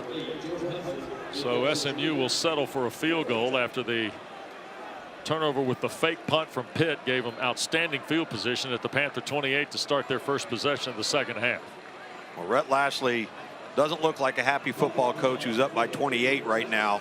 He's all over somebody on the sideline. Didn't like the way that offensive series ended. It's too much confusion 2 plays ago. Got him off schedule. 27-yard try for Rogers. And he will boot that one right through, and we got a new score here tonight in Dallas. SMU 34, Pitt 3, timeout. Around all that for you on ACC Network and the ESPN app. Did you say Mighty Elon? They'll be there Monday night, 9 o'clock. Billy Taylor in the Phoenix in the house. Just curious. Yeah. All right, here is Colin Rogers to kick it away. And Robinson, a yard deep, going to bring it out. The freshman who had a 33-yarder earlier set sail at the 30, tried to get to the near side, and he got tracked down at the 35. Let's check with Dana. Just an update on A.J. Davis, who had a scary scene on the field at the end of the 2nd quarter. He was taken to Baylor Medical Center, which is a level 1 trauma center just about 3 miles away from University Park, and confirmed movement. And I've been told by the team doctors for SMU that he's being evaluated by a spine surgeon out of an abundance of caution. All right, thank you, Dana. Great news for A.J. Davis, considering what we saw happen here late in the first half. Very positive. Tonight here at Ford Stadium.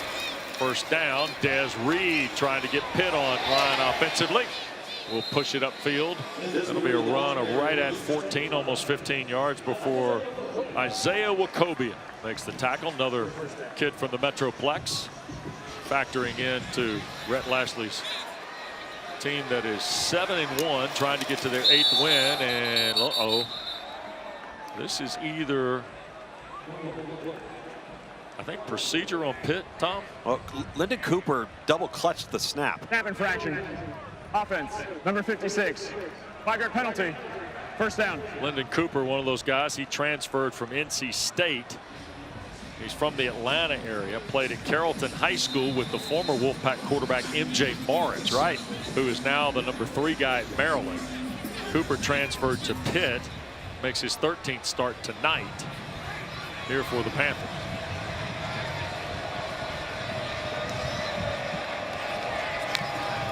Holstein flips it here to the near side. Reed had blockers, but the Mustangs just too fast. Tom, we've seen SMU a handful of times. Your eye is always caught by their east-west speed. Absolutely. And a great example of this is number 54, Alexander Kilgore. Once again, Ahmad Walker, 34 there, that you see just turning and running like their hair is on fire to get to that football. Yep. We've seen it each and every time from an effort perspective for SMU. Second down, Holstein from the pocket. Tries to send it center of the field, and a rolling catch for Jake Overman. And that will be a first down for the Panthers at the Mustang 42-yard line. And on the hop goes Pitt here. Holstein that time tried to dial it back. Poppy Williams the catch. But now is there a scrum? Did the Mustangs collect the loose change here? I think they're going to call it a completion, and they do to the 29. Ruling on the field is a completed catch. It's first down. Wachovia thought it might have been juggled. Hits up on the line here. And now the whistle blows. Hits the ground. The ruling on the field of the catch by the offense is under review. Looked like Wachovia was trying to fight for the ball, but he'd already touched the ground. Yep. This is a fantastic effort. Both ways. Yeah, to try to secure this ball, and then Wachovia goes down to try to pull it away as it's bouncing off the chest of Poppy Williams. That's where it's incomplete right and then there. The ball hits the ground. Yeah. Tell you what, we've had a lot of frame by frames tonight, haven't we? And referee Elliott will take a look here. See Poppy Williams, who came to Pitt from San Diego State, but played for Cade Bell at Western Carolina before becoming an Aztec briefly. There you go. Wachovia trying to pin it to his calf. He almost pulled it off. He did. After review, the pass was incomplete. It's second down. Let me ask you a question. You've watched more football. You've forgotten more football than I know, or watched more football than I've seen, period. How many athletic plays that are like fractions have we seen in college this year alone, Tom? The athleticism in the game right now is just crazy. Well, how about the Pitt interception against Syracuse? Exactly. You know, 10 days ago was just out of sight. Right. I mean, it was one of those deals where right place, right time, weird tip of the ball, and a guy just making a phenomenal athletic play. I mean, Javari Ritzie last Saturday in Charlottesville. Another perfect one. Yeah, for Carolina. Here's Holstein in trouble, and near side Patterson, or Reynolds rather, the catch. Day-Day, the transfer from Florida, from Springfield, Illinois, taken down. I think he's just shy of the first down. So third and short here. Pitt wants on the football now to see if they can convert this and move along with the possession. And they'll do it with Reed diving forward to the 31. So fresh set of downs for Pat Narduzzi's club.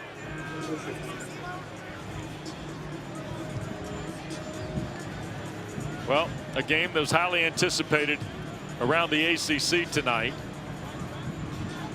has turned into a runaway with just under 7 minutes to go in the third quarter because of the explosiveness of what SMU did really on both sides of the ball in the first half. Here's Holstein, and Overman could not catch the pass as he was trying to get upfield. So it'll be second down and 10. That's just a tough throw. Eli Holstein's keeping his eyes downfield. Probably could have taken off and run. And I understand what he's trying to do there. It's just tough to make an accurate throw out to the flat. You're almost not even looking at it. Yeah. Boy, the night for Holstein. It's been tough. 17 to 24. 125. You see the numbers on the year for Pitt, where they are tonight. Second in the full 10. Now again to his right. And in trouble. And is able to work away from Kobe Lewis for a couple of yards, or Kobe Wilson rather, before he's taken down shy of the 25. Just getting something positive there and getting you in a manageable third and line to gain. Some nice play there with Holstein's legs. Holstein, quick throw, catch made, first down for Pitt. A rolling grab by Kenny Johnson at the 15-yard line. And the Panthers aren't wasting any time.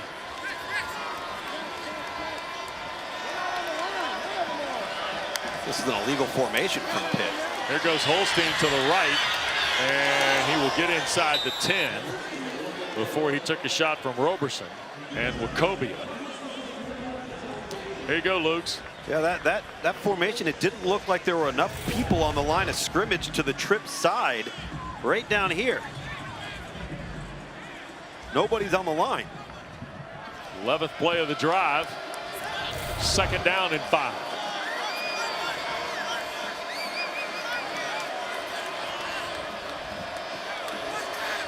Holstein now pushes Bartholomew to the left side. They're going to throw for Reed, threw it over his head, incomplete.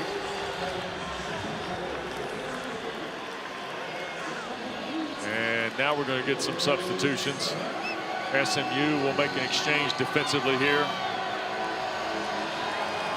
That throw right there has been the story of the evening for this Pitt offense. Slightly off, out of sync. Haven't been able to push the ball downfield. Misses on some easy throws, and we have not seen that from Pitt coming into this game. Holstein flushed. Throws in zone. Incomplete. Diving attempt. Brandon Crossley was there for the Mustangs. Holstein just trying to make a play with his feet. I'd have gotten away with a little bit of a hold there on the right tackle spot. Crossley, who was targeted a lot last week on the road at Duke and responded in a fantastic manner, making play after play, almost makes one there in the end zone. Fourth down here. Holstein underneath, the catch is made, and the pushback. And it will be measured, I believe, short of the line to gain. The catch was made by Kenny Johnson, and then Wilson, the linebacker, I think shoved him back, and Pitt will turn it over on downs just outside the SMU 5. Well, what a defensive stand from SMU, and a defense that has shown up early, often, consistently, and they have been a handful tonight.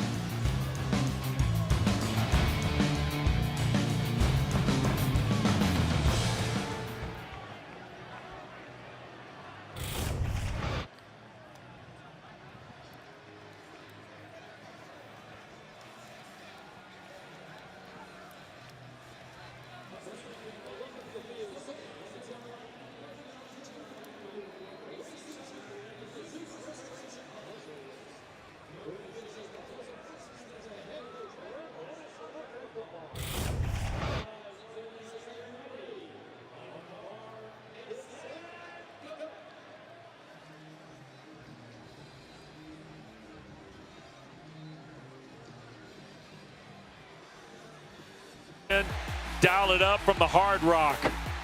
Cam Ward.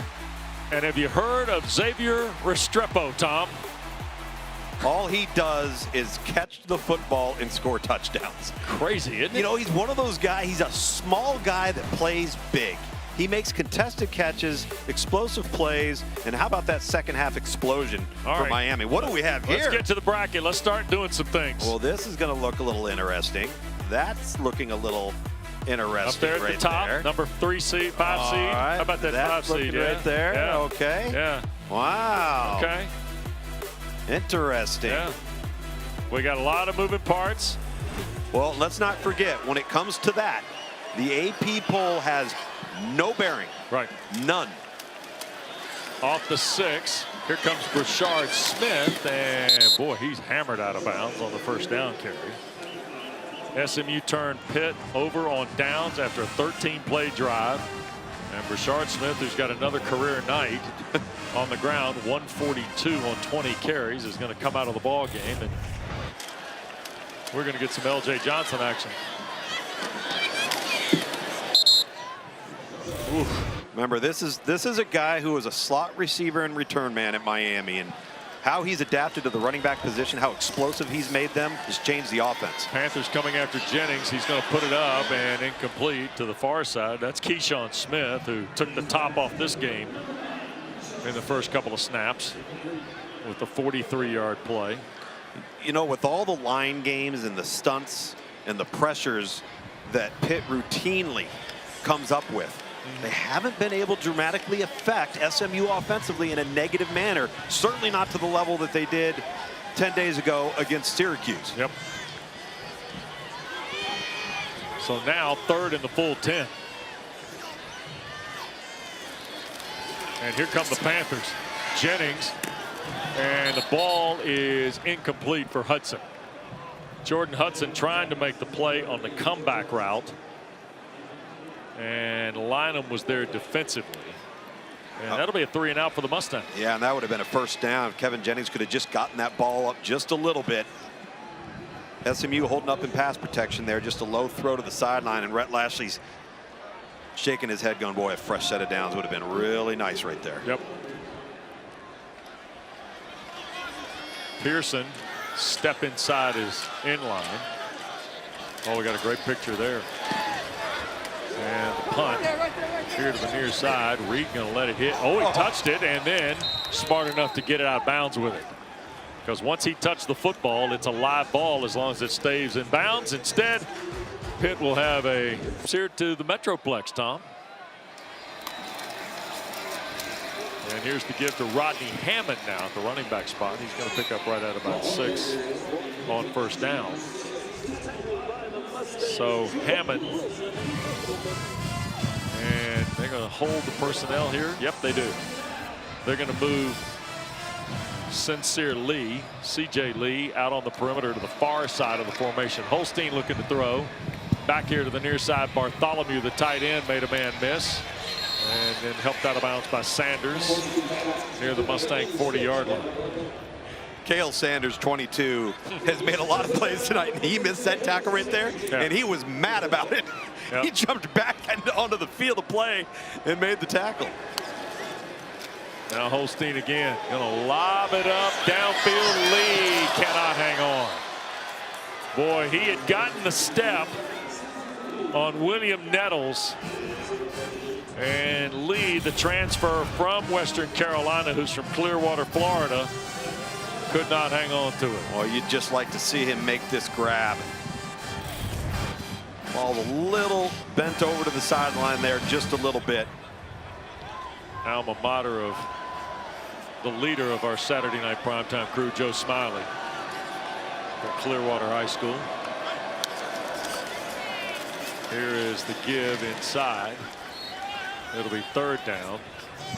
Carry for Rodney Hammond. Yeah, driving Joe Smiley's the guy that keeps us straight here on Saturday nights on site. With Eric Fiddleman, our spotter, Richard Simmons, our statistician, Ben Ward, our producer, Tyler Honeycutt, directing for us tonight. 3rd and 6, and timeout taken by the Mustangs.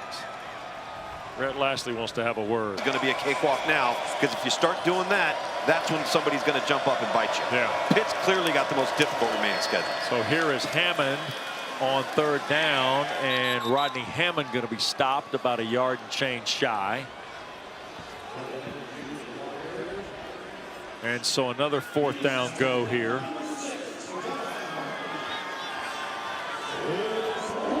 For Pitt. And it will be Hammond again. He's got the first down, cracks the 30 before he's thrown back. It's good hard running right there. Sure Burst is. to the hole from Rodney Hammond. It was a huge conversion. Yep. Playing in his 36th career game tonight. Came in with 1,500 career yards and 14 touchdowns. Most work he's seen in his 4th game of the season. Here's Holstein on first down. Going to shoot it back and incomplete. Trying to find Poppy Williams. And I thought for a moment Holstein might have been ahead of the line of scrimmage. But no flag on the play, so 2nd and 10. That was really close. And if you are, if that flag is to be thrown, your entire body, that's it, has to be beyond the line of scrimmage. Yep.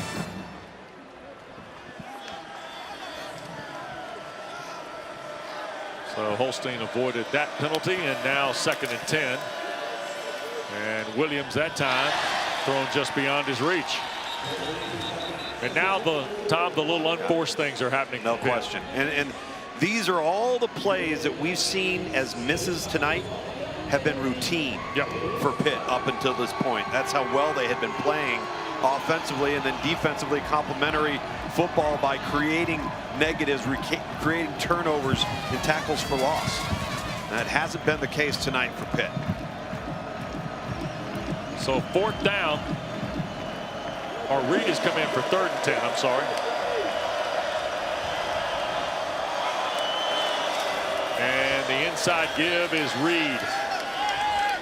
And he will get 4, maybe 5 of it. And another 4th down on the Harvey tackle for the Mustangs. Jafari, who made the play, one of the big plays of the night last Saturday. Oh boy, did he. On the block field goal. Just an amazing athletic play. Big 4th down here for Pitt offensively.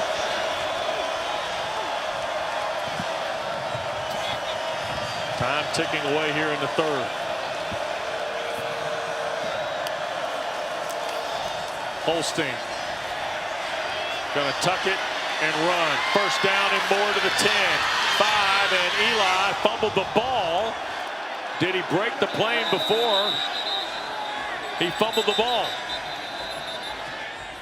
And quickly now, Justin Elliott's crew is in conversation before we have a signal. Well, I think Eli Holstein revealed his own guilt by his reaction after that play. There is a flag down. This ball maybe a touchback. So let's see what we have here. And one more little visit. Trying to get all this cleared up.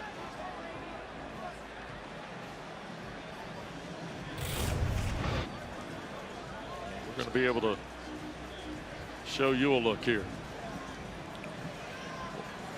Well, the question may be, did he step out of bounds before he let go of the football?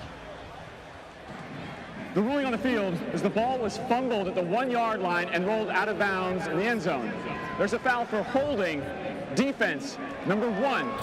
By rule, that penalty is enforced from the end of the run and will be enforced half the distance to the goal. It's first down Pitt at the half-yard line.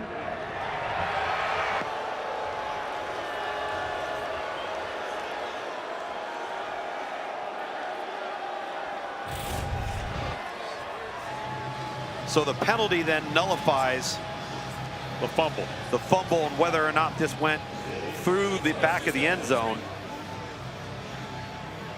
His foot's out of bounds too. Yeah. Before the fumble? Looked that way, didn't Looks like that to me. Yeah. Yes. Nevertheless, the defensive penalty. 11th play of the drive will be inside the 1, 1st and goal. And Holstein tried to take it on his own after the fake to Reed, and he got pushed back right away. That's a tough ask. The Mustangs jumped right in there, and it was. Use your 5'6" running back as the lead blocker. Yeah. For your 6'4", 225-pound quarterback. Well, you see the gang tackling occurring, and it looks like Kilgore and a couple of other Mustangs in the fray. Try it again, give it to Reed. Did he break the plane? And he did. Touchdown for Pitt. Des Reed's 4th rushing score of the year.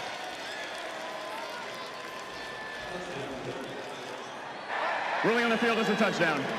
So Reed gets Pitt's first touchdown with 36 seconds to go in the 3rd quarter. Pitt goes for 2. That's brought to you by Dos Equis, by the way, Tom. Go for Dos. That's it. So the Panthers will try for the 2 here.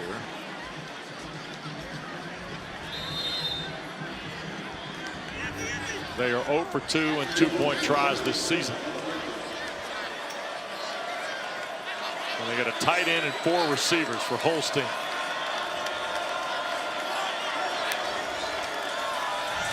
And Eli looking, now wants to tuck and run, and he will hit the pylon side on the right for the 2 points. Deuce Harmon was there defensively.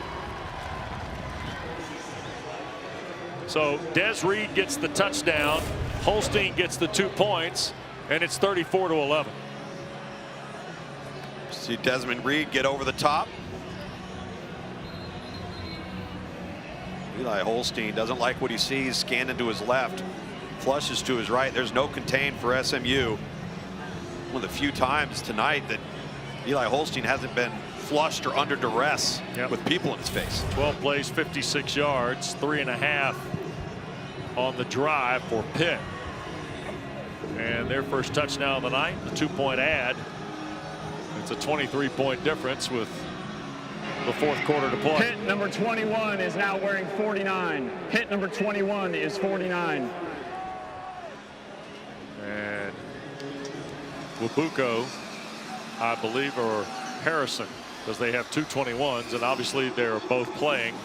That's why somebody else is going to have to swap a jersey out here.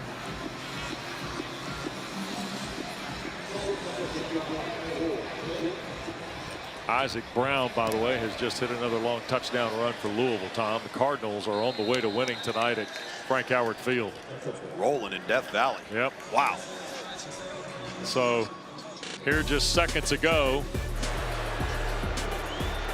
Tigers at home, where they are 69-3 in the college football playoff era, Tom. Well, there ain't many people catching Isaac Brown, the fantastic true freshman for Louisville, who can flat out run. He's a missile. And I'll tell you, if you're Pitt right here, you got to start playing some defense so you can get this ball back to your offense, and that's where Pitt's got to start getting some explosive plays. SMU at the 25, and to the far side, Moochie Dixon, who had a terrific catch to set up a score in the first half. Playoff projection presented by Alston. And if the Mustangs go on to win tonight, where will they fall in that 25 as we take the lid off quarter 4 here with a throw to Brashard Smith for a couple of yards? Well, it sure is going to be fun to watch. I'll tell you that. People thought it was difficult to figure out who you wanted at 4. Try figuring out who you're going to put in at 12. Jennings on 3rd down and a first down conversion, and that's Moochie Dixon. Out to the 38-yard line goes Dixon. And the tackle made by the freshman Lynham. And another look here. What a big time play by Kevin Jennings. Gets back, gets set, delivers a strike. Dixon immediately gets upfield. That was a huge conversion on a 3rd and 10 where Pitt really needed to get off the field. Yep. I think we may even get a look at the All-State playoff predictor here before we're done, Tom. Those folks are busy tonight too, by the way. Yeah. Here's the first down give to Brashard Smith. And Smith will pick up a yard to the 39. And Rhett Lashley will be very happy just to burn clock here, and if he can keep moving the sticks, take up as much space as he can. Yeah, and I got to be honest with you, I don't think he's being conservative. They've just flat out run the football tonight. Yep. At will. Sure have. 2nd down and 9, we'll call it. Jennings under duress, going to hang it downfield. Look at here, Keyshawn Smith. Holy smokes, what a catch. My goodness. He set the place off tonight for the first touchdown, and look what he does here in the fourth, Tom. Well, a spectacular grab and focus, and he just gets on his horse and runs. Ended up warding off Ryland Gandy. And here goes Brashard Smith, touchdown. Gracious. And when you think they're just going to lull you to sleep, maybe play a lullaby, they turn the volume up again on you. It's one Smith and then another for another touchdown. Back-to-back explosive plays. We've talked about it all night long. Against number 10, Ryland Gandy there for Pitt. Keyshawn Smith makes a spectacular play. They line up quick, hurry up to the line of scrimmage, and it's Brashard Smith who's had yet another career day as an all-purpose weapon for the Mustangs. First touchdown of the second half for SMU. Another rushing score tonight for Brashard Smith. His second gives him 11 on the year, and SMU's got 41 points and a 30-point lead in Dallas. I would have guessed the under on that tonight coming in. There's no doubt about that. Brashard Smith's second rushing touchdown, the latest salvo from Rhett Lashley's team. And now with 12:46 to play, Pitt back out there to start from its 25-yard line. And yes, you are getting ready to go to 8-1 and 5-0 in the ACC in your first year of membership, folks. What an impressive night this has been, Tom. Been an impressive night. They've checked a lot of boxes, and I think the one thing too that stands out is they've been able to stay healthy. They've been limited and banged up coming into this game, and if they can continue to stay healthy down the stretch, they got a chance to do something special. Holstein going to tuck and run. No, going to throw, and almost picked.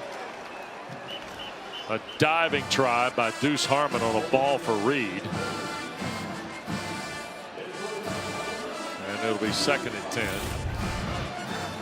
Deuce Harmon's had a good night tonight. Yeah, really good night. Wow. Tell you what, Reed for a little guy takes a pounding. He does, and he doesn't get hurt. Nope. He is so tough. He might like the cold tub a lot, but he does not get hurt. Here's Holstein taking another throw. Whoa, what a catch. Nice grab, and that's Reynolds. And a Pitt first down. Good throw from Eli Holstein, Tom. This is textbook stuff here. Yeah, that's a really good throw over Kyron Chambers, number 21, the flat defender that's buzzing out there. And he's got to get this ball up and about and drop it in. Nice arm strength from Eli Holstein. Sure is. Flags throw, and there's a ball that's caught. That's Mumfield near midfield. Say that 3 times. Kilgore on the tackle. And we'll sort out the flag here.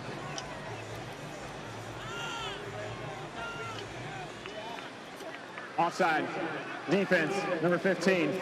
That penalty is declined. Play results in a first down. So Cameron Robertson, who had the kind of the deflected interception. Guess you would call it that. Yeah. Still might not be. The pop-up fly. That's it. Took the pop-up. The short pop-up after it was jarred away. Rhett Lashley over there on that sideline up 41-11. He's checking out the iPad. Yeah. Scheming it up. Boy, we heard a lot about that this year, haven't we? In 10 weeks. The iPad technology. Oh, yeah. Here's Holstein from the fray. Oh, that's a bump. That's a live ball. And Reed is going to get on it smartly because that ball was completely in play. I've been so surprised tonight about the unorthodox, uncharacteristic plays made by this offense, including quarterback Eli Holstein. That hasn't been their MO. And you play as good a football as they have, you come in undefeated, you just don't expect to see a performance like this. Yeah, and now that ball is snapped and fumbled. And here is Reed. Look at this, splits 2 and has the first down. And Kobe Wilson and Kilgore are left in the fray. Wilson's still down around the 45-yard line. And Reed was also shaken up, I believe. No, Reed okay. And here's a look. Look at Reed turned right behind the umpire. Oh my, just friendly fire, isn't it, with Kilgore and Lewis, or Wilson rather. That'll get us to a timeout while they tend to the Mustang linebacker in Dallas. 41-11.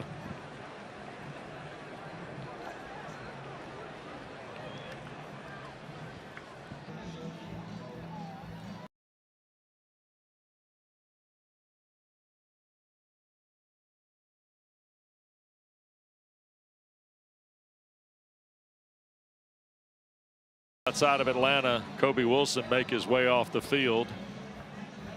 Kobe's a good football player. Got to question some of his post-football decisions. He wants to get into broadcasting, but he is a terrific kid. We've had a chance to visit with him a couple of weeks ago out in California and had a lot of fun.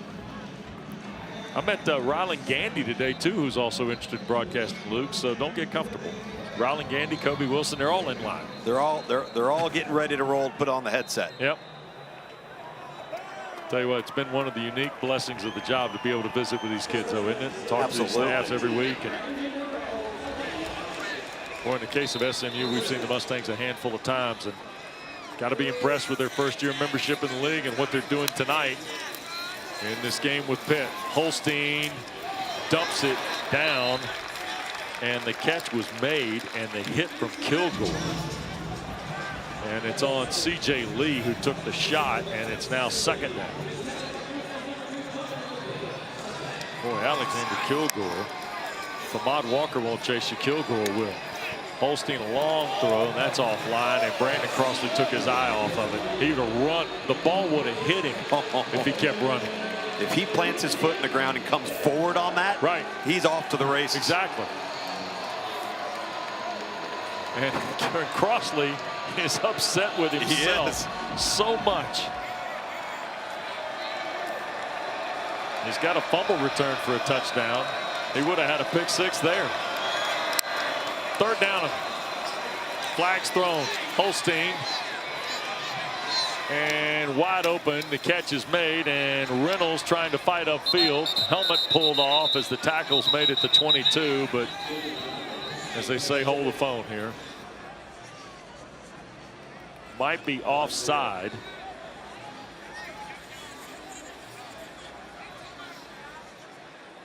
Offside. Defense, number 15. Penalty is declined. Play results in a first down. Cameron Robertson. 12-yard throw. Instead is the play of record. Brett Lashley's claiming that the quarterback snap and jerking forward is creating the movement on defense.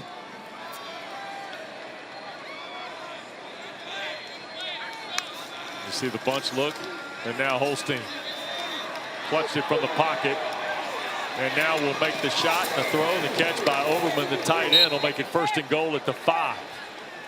And we got a little post-scrimmage conversation going on with Ryan Baer and Cameron Robertson after the Holstein to Overman throw. It's the best throw of the night from Eli Holstein.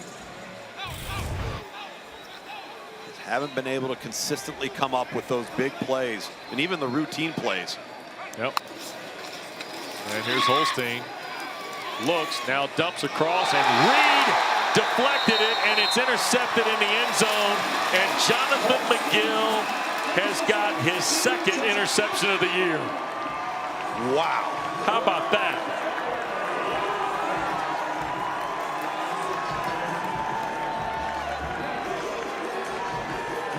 And McGill is ready for the party at Club Takeaway.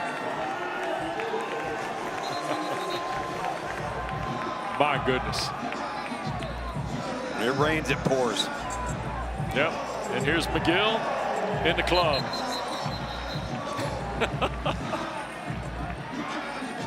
They've made up that difference from last week of being -6 in turnover margin. Yep. +2 tonight after that. Yep. And off the 20, here come the Mustangs after the interception by McGill. Jennings on the play fake, slides it upfield. Matthew Hibner off to the races. Hibner at the 30, full speed, and the big tight end goes 75. It's a Pony Express.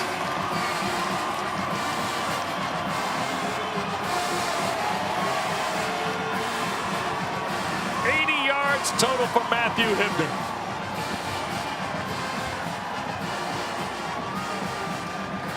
Talk about turning on the Jets. The big man can run, Tom. Yeah. They hated to lose R.J. Maryland. Brett Lashley said time and again, Hibner is a good football player. He played at a really good program that won a national championship last year. He can help us. And the point from Rogers makes it 48-11. Wow, Tom. Let's look at the McGill pick in the end zone on a ball intended for Reed here. Well, Desmond Reed doesn't secure the football. Looked like it surprised him a little bit. McGill gets the ball, falls on it in the end zone, and it doesn't matter what the score is. Let's take a shot. Little tight end leak. Oh my goodness. They quickly get to the line of scrimmage and snap the ball.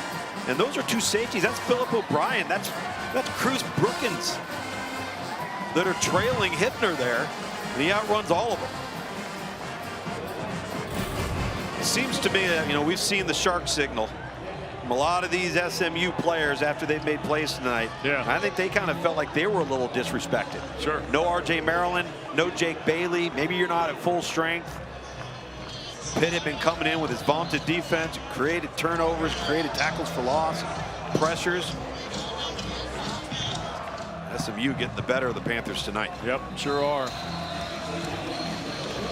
Under 10 to go.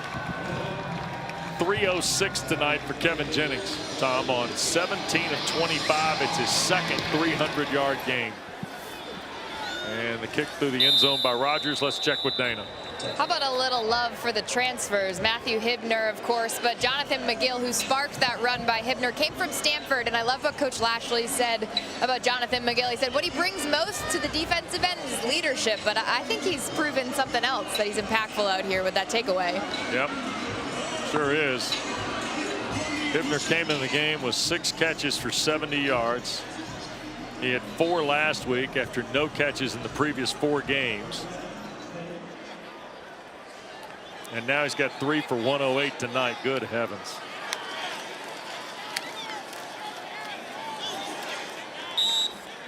And 3 yards on the first play.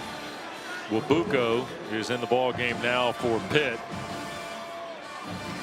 Che is the running back for the Panthers. And now Holstein from the pocket eludes the sack and overthrows Reynolds. Incomplete. Wabuko's a redshirt sophomore. He is from Austin, Texas. And he stays in the ball game at the running back spot. He wears 21 for the Panthers. And now 3rd down and 7, faces Pitt with 9.5 to go. And Panthers have got to feel like they're watching sand fall through the hourglass over there, Tom. Without question.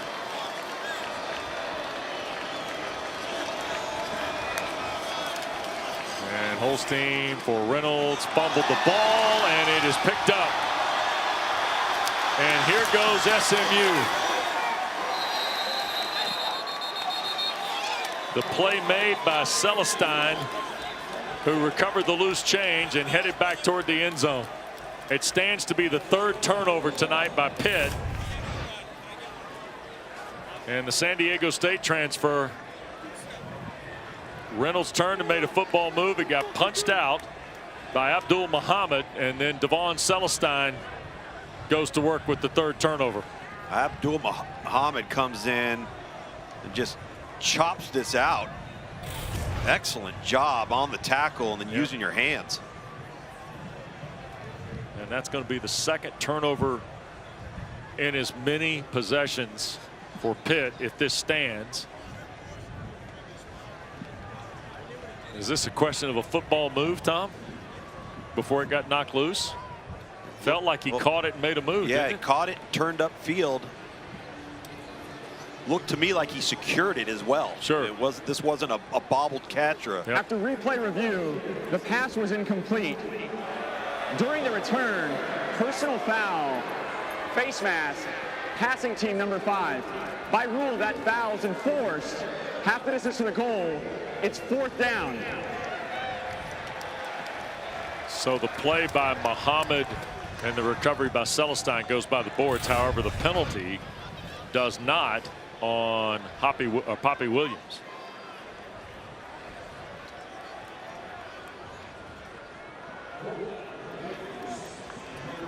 And so, and then here's the face mask from Williams on Devon Celestine. So now the punt, and Robert Daniels going to field it. See what he can do here, and he'll be flushed out on the return and tackled back in SMU territory. 40-yard punt by Junko. And we got just over 9 minutes to go here tonight in Dallas. And SMU leading by 37, Tom. Well, and a big reason why they're leading by 37 is this group of offensive linemen. Wait a second, we got to get Peruna. Well, there's Peruna. Getting the late night snack. Yeah, Peruna likes the offensive line. Yeah. Peruna. What happened to Peruna's hooves? It's like Dorothy in The Wizard of Oz. Yeah. Preston Stone has come in at quarterback tonight. And straight ahead, SMU carrying the football. And there's Preston Stone coming in at quarterback as Zach Hernandez is the running back with Stone. And this is one of the really classy kids in college football, Tom. Absolutely. Both quarterbacks here were voted captain. At SMU, they went out of spring football, did not name a starter. Neither one of the players, Kevin Jennings or Preston Stone, went into the transfer portal. He's been the ultimate teammate. And De'Aaron King right there with the headset on, coaches them both. And Hernandez trying to get some footing in the run game here. I want to go back to this offensive line, because when you're taking on a team like Duke a week ago, Pitt tonight, both teams who pride themselves on creating negative plays, tackles for loss, sacks, pressures, and turnovers. SMU gave up 0 sacks against Duke, 1 sack tonight against Pitt, and were able to control the line of scrimmage in the run game. That group of P.J. Williams, Justin Osborne, Ja'Kai Clark, Logan Parr, Savion Byrd, kudos to the Mustang offensive front. Yep. They have run the night, haven't they? Absolutely. Yep. Here's Stone trying to fire it back here to the near side. Intended for Cozart, Ashton Cozart, the intended receiver. Pitt tonight has allowed a season high defensively of 472 yards. They surrendered 449 to Cincinnati earlier this year. And Tom, unfortunately for the Panthers, it continues a disturbing trend of offense and defense in conference play. Some of the numbers that they built in the preseason of non-conference games in the last couple weeks offensively. Now defensively, they owned the night a week ago Thursday against Syracuse. And offensively just did what they had to do. Right. Yeah. But now with Virginia looming next Saturday in Acrisure Stadium, and here is Des Reed on the punt return, by the way, out beyond the 25. The Panthers now taking their first loss on the season. They're going to be 3-1 in the ACC, but the night going to belong to the Mustangs. Jonathan McGill. Have fun.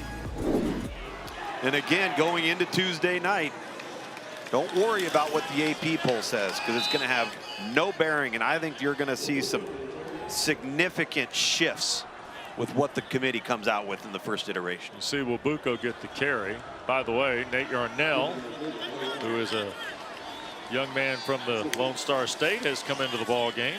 He is from Lake Travis in Austin. And a throw across the way. Medlock there on the stop for the Panthers.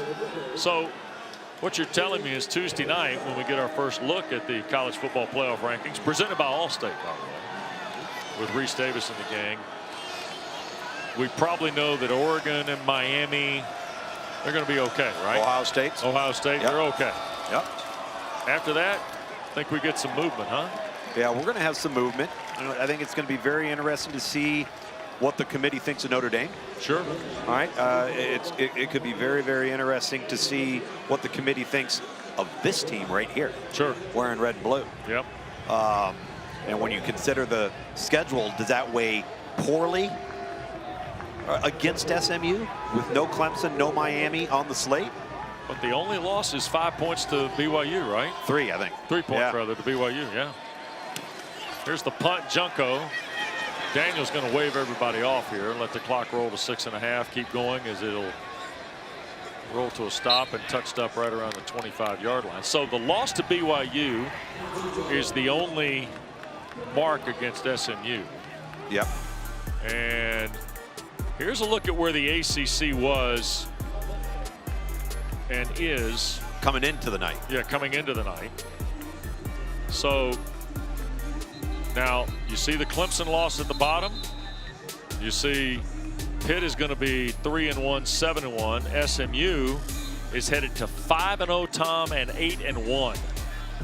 And we showed you the 3 games left. There are only 5 undefeated teams: Oregon, Miami, BYU, Indiana, and Army. At nightfall, that got batted down on a throw from Stone. Indiana goes down 10-0 earlier today and then reels off 47 straight points against Michigan State to beat Michigan State. Yeah. And you know, it's going to be very interesting to see what the committee thinks of that football team. Yeah. Because if you watch them and you look at it from an eye test perspective, you like them a lot.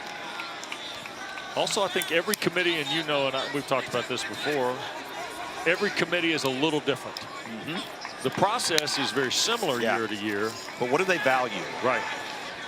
And the discussion points become increasingly interesting each year. Don't forget, Indiana plays Michigan and Ohio State. Well, let's not forget this as well. All right, this is a big win for SMU, but this would only give Pitt 1 loss in the conference. Correct. What kind of damage can they do to everybody else? Remember, they got Clemson looming too. They got Virginia, then Clemson. Got Virginia, then Clemson. Yep. Cavaliers, by the way, on the bye this week, along with a lot of other teams in the ACC. You just saw SMU's remaining schedule there. Don't get caught up in that. Here's Stone, batted away, incomplete.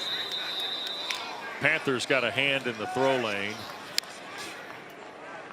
Jeremiah Marson, freshman from Opelika, Florida, went to Norland High School in Miami.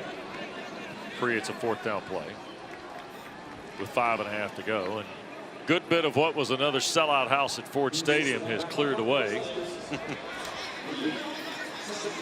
And off into the Dallas night on a Saturday. With smiles on their faces. Yep. Another record crowd in here tonight, 34,648 here off Mockingbird in University Park. And here is Reed backtracking inside the 20. Look at this guy, still trying to make a play, isn't he? Around the edge, he'll be taken out of bounds, and that'll buy a flag on the tackle. Whoa. Yep. Ooh. Looked like Nate Anderson, the offensive lineman, flushed him out over there. So Nate, man, got the eye black on, the requisite Luganville elbow sleeves. Right now he's going to be avoiding his head coach. Yeah, he's going to see if he can slip away over here to the sideline without talking to the 3rd-year head guy. After the play, personal foul, unnecessary roughness, kicking team, number 69, 15-yard penalty added to the end of the return, 1st down. So with 5:24 to go, and the penalty on Anderson will push it out to the 47. Oh, just run by him. Yeah, that's well into the white. Absolutely. That's how injuries happen. You don't want to see that, especially late in the game. And Rhett Lashley knows it's not necessary either. Daniel Carter's coming at the running back spot with Nate Yarnell piloting the Pitt offense here. And a throw on the perimeter, and Poppy Williams a couple of yards. Nettles shoved him out of bounds. He wears 0 for the Mustangs.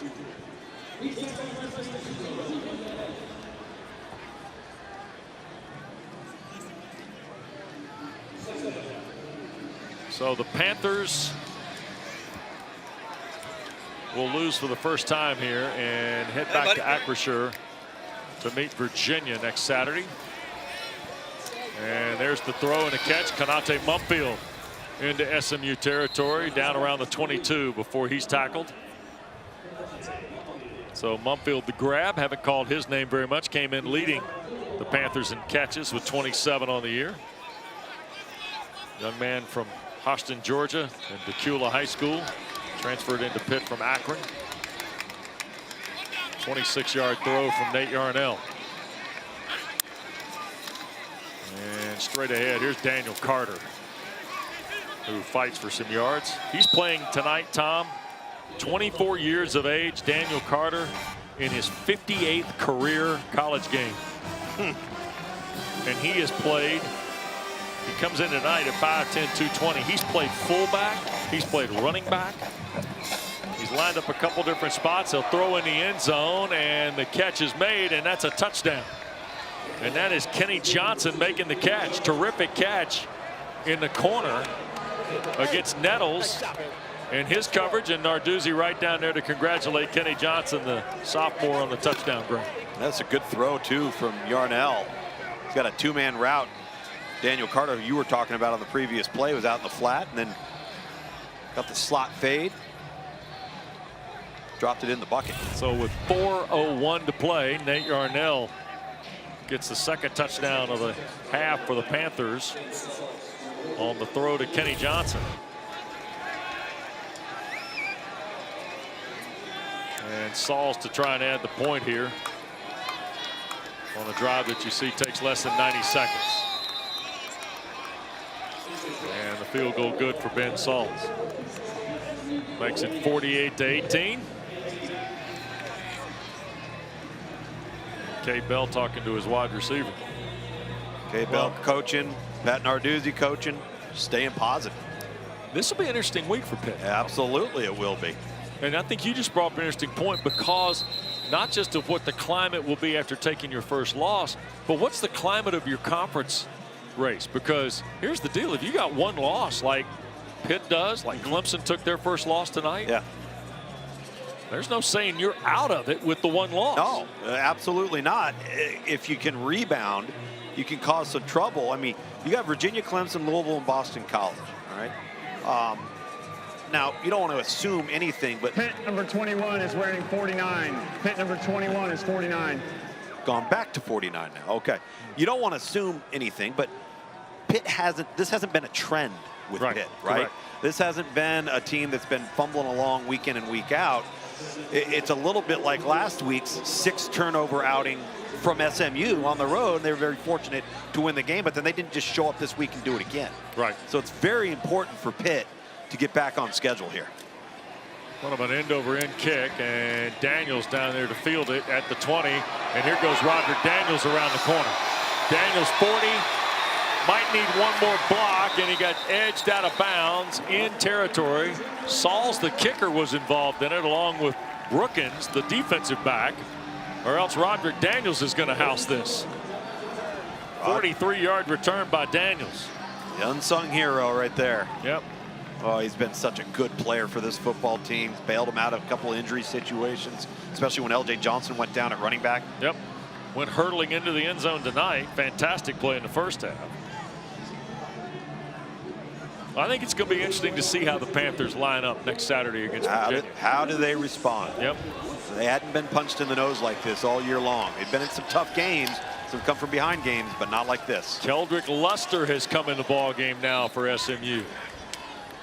So we get our first look at Luster, and this is a young guy from McKinney who's a redshirt freshman who they're pretty excited about. And I got to tell you, he is put together. He is 5'10", 225, and he is rock solid. He looks like a slightly heavier version of his position coach, and that's De'Aaron King. Yeah. Yeah. So we get a look at Keldrick Luster. And I think Zach Hernandez has stayed in as the running back. We'll double check that. Here's Luster in trouble. Boy, he's going to get slung around and dropped for the loss. And that's Jordan Bass, the sophomore linebacker, who came into the ball game with 12 tackles in the last 4 of his 13 total this season. And a reminder to you, ACC football starts on Friday night. Cal comes all the way to the east to visit Deektown at 8 o'clock. And it's on ACC Network for you. And then, of course, we'll have a Saturday slate as well. But our coverage of Week 11 in the ACC starts on Friday night from Winston-Salem. Here's Luster throwing it down the field. Cozart trying to make a play. Can't catch up to it. Pitt had Noah Bigelow in coverage. First time he's been on the field in the last couple of ball games. Rhett Lashley's letting these guys go. Yep. Letting them play. And with 2:28 to play in a 48-18 ball game, Kenny Johnson will drop back to take the punt of Isaac Pearson. Surprised that Evan just lined up and ran it right at Pitt. Yep. Get in the locker room. I'll tell you something else, Tom. This is getting ready to be the 14th straight conference win for SMU. That ball's going to skip into the end zone over the head of Johnson. And a quick reminder to you, among the many things we've got for you on ACC Network this week, 3 more Atlantic Coast Conference championships to be determined. Coverage starts tomorrow, the Ally Women's Soccer Championship. Matches at 6 and 8 Eastern. Then the field hockey quarterfinals presented by Geico start on Tuesday. And then the first round of the Men's Soccer Championship begins on Wednesday at 6 and 8. We got basketball for you.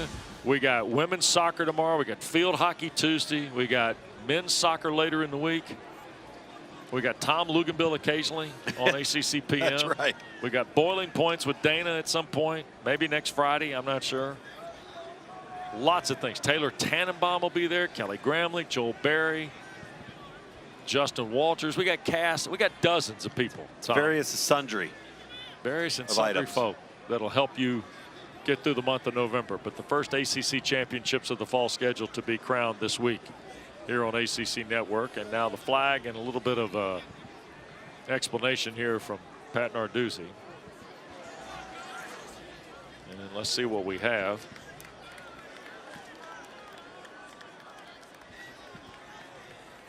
There are 2 fouls, both by the kicking team.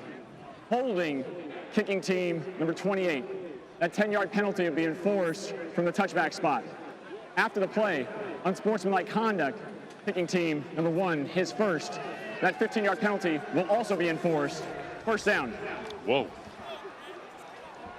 So my math tells me, Tom, that's 25 yards. And Rhett Lashley,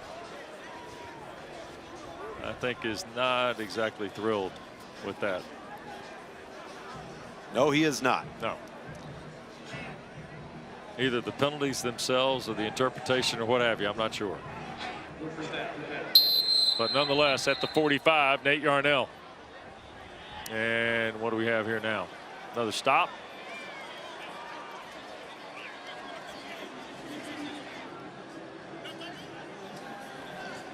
We have 14 penalties of record, Tom. Yes, we do. Okay. Quite a few too many. 8 for SMU, 6 for Pitt tonight. And with 2:21 to go, 1st and 10 off the 45, as we were saying. And Mumfield to catch. Kanate will pick up the first down on a throw of about 14. And both schools still attacking when they have the football.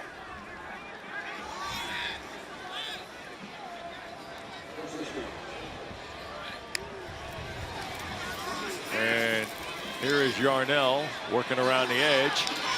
And that'll get us to the 2-minute timeout, as Nate Yarnell keeps it to right around the 35, 36-yard line.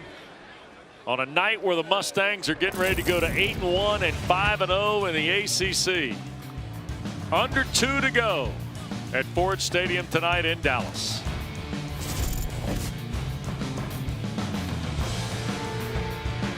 Chard Smith is good at football. Very good at football. Former Miami Hurricane, recruited and played for Rhett Lashley. when he was the offensive coordinator there, to wide receiver, converted to running back, can return kicks and punts the whole 9 yards.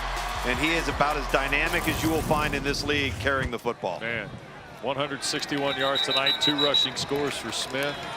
He's also caught 4 passes for another 21 and a score. Derek Davis is coming to the ball game at the running back spot. He's the Pittsburgh native who's an LSU transfer. And we got some guys slow off the deck as we are inside 2 minutes. And there's a good look at Burchard and his night. Yarnell trying to dial down the far sideline. I think that's Thomas, the tight end, Malachi Thomas. Freshman from Thomas County Central, down near the Thomasville, Georgia, Tallahassee, Florida line.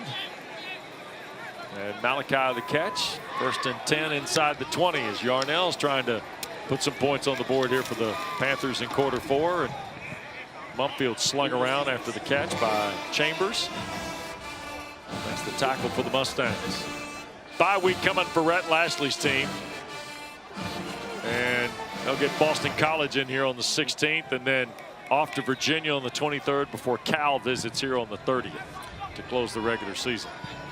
The scheduling and the timing of the bye weeks for SMU could not have worked out more perfectly. Yep. And here's Yarnell throwing. Catch is made, and trying to stretch into the end zone is Poppy Williams. He's going to be ruled short with 50 seconds left.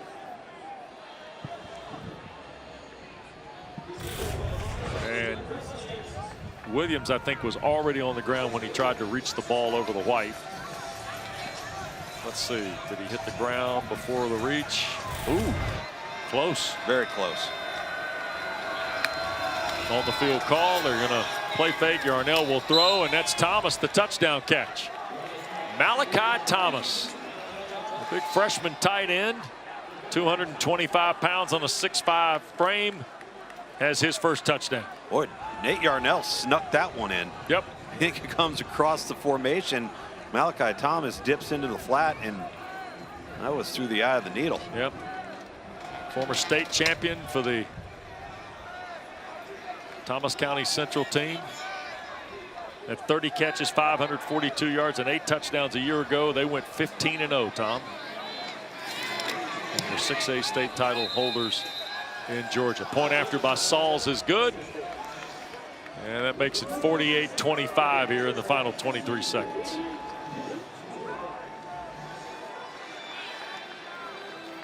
And with 23 seconds left, Pitt will kick this away. And hey, look at that. Oh, boy. Here we go. You know, they just hand out those double and triple numbers. By the way, Miami plays, just so you know, we haven't seen the Canes personally this year. Miami plays with 4 number 18s on the roster. Shadarian Harrison is the gentleman in question here who's swapping out numbers. 21 for Pitt is wearing 40, and 21 is 49 for Pitt. We're ahead of you there, Mr. Elliott. we're well. Now everybody's doing well, now it. we got this. We got somebody's putting 72 on, or 12, I guess. Did they forget to put the arms through the sleeves? Is that Medlock, the linebacker? Sent him out there in a straitjacket. What in the world? Let's see. That must be because. Why would Medlock be going out there? I'm not sure. Anyway, we got jerseys being swapped out all over the place here. Well, everybody will go home happy at Ford Stadium tonight, Tom. And Rhett Lashley will too. Boy, he's got to be pleased. He's got to be tickled to death with what they've accomplished. Again, the bye week coming at the perfect time. Get yourself healthy. Get back to full strength to the best of your ability. Don't know yet if or when you're going to get Jake Bailey back into the lineup, but clearly this is a deep group of targets for SMU on offense. Luster's going to take a snap and touch a knee, and that's going to do it. The first meeting in 12 years between Pitt and SMU is won, and won convincingly tonight by SMU. Rhett Lashley and the Mustangs go to 8-1 and 5-0 in the ACC, Tom. And they were on this one from the start tonight. There were a lot of respect for these two coaches and each other's programs. And listen,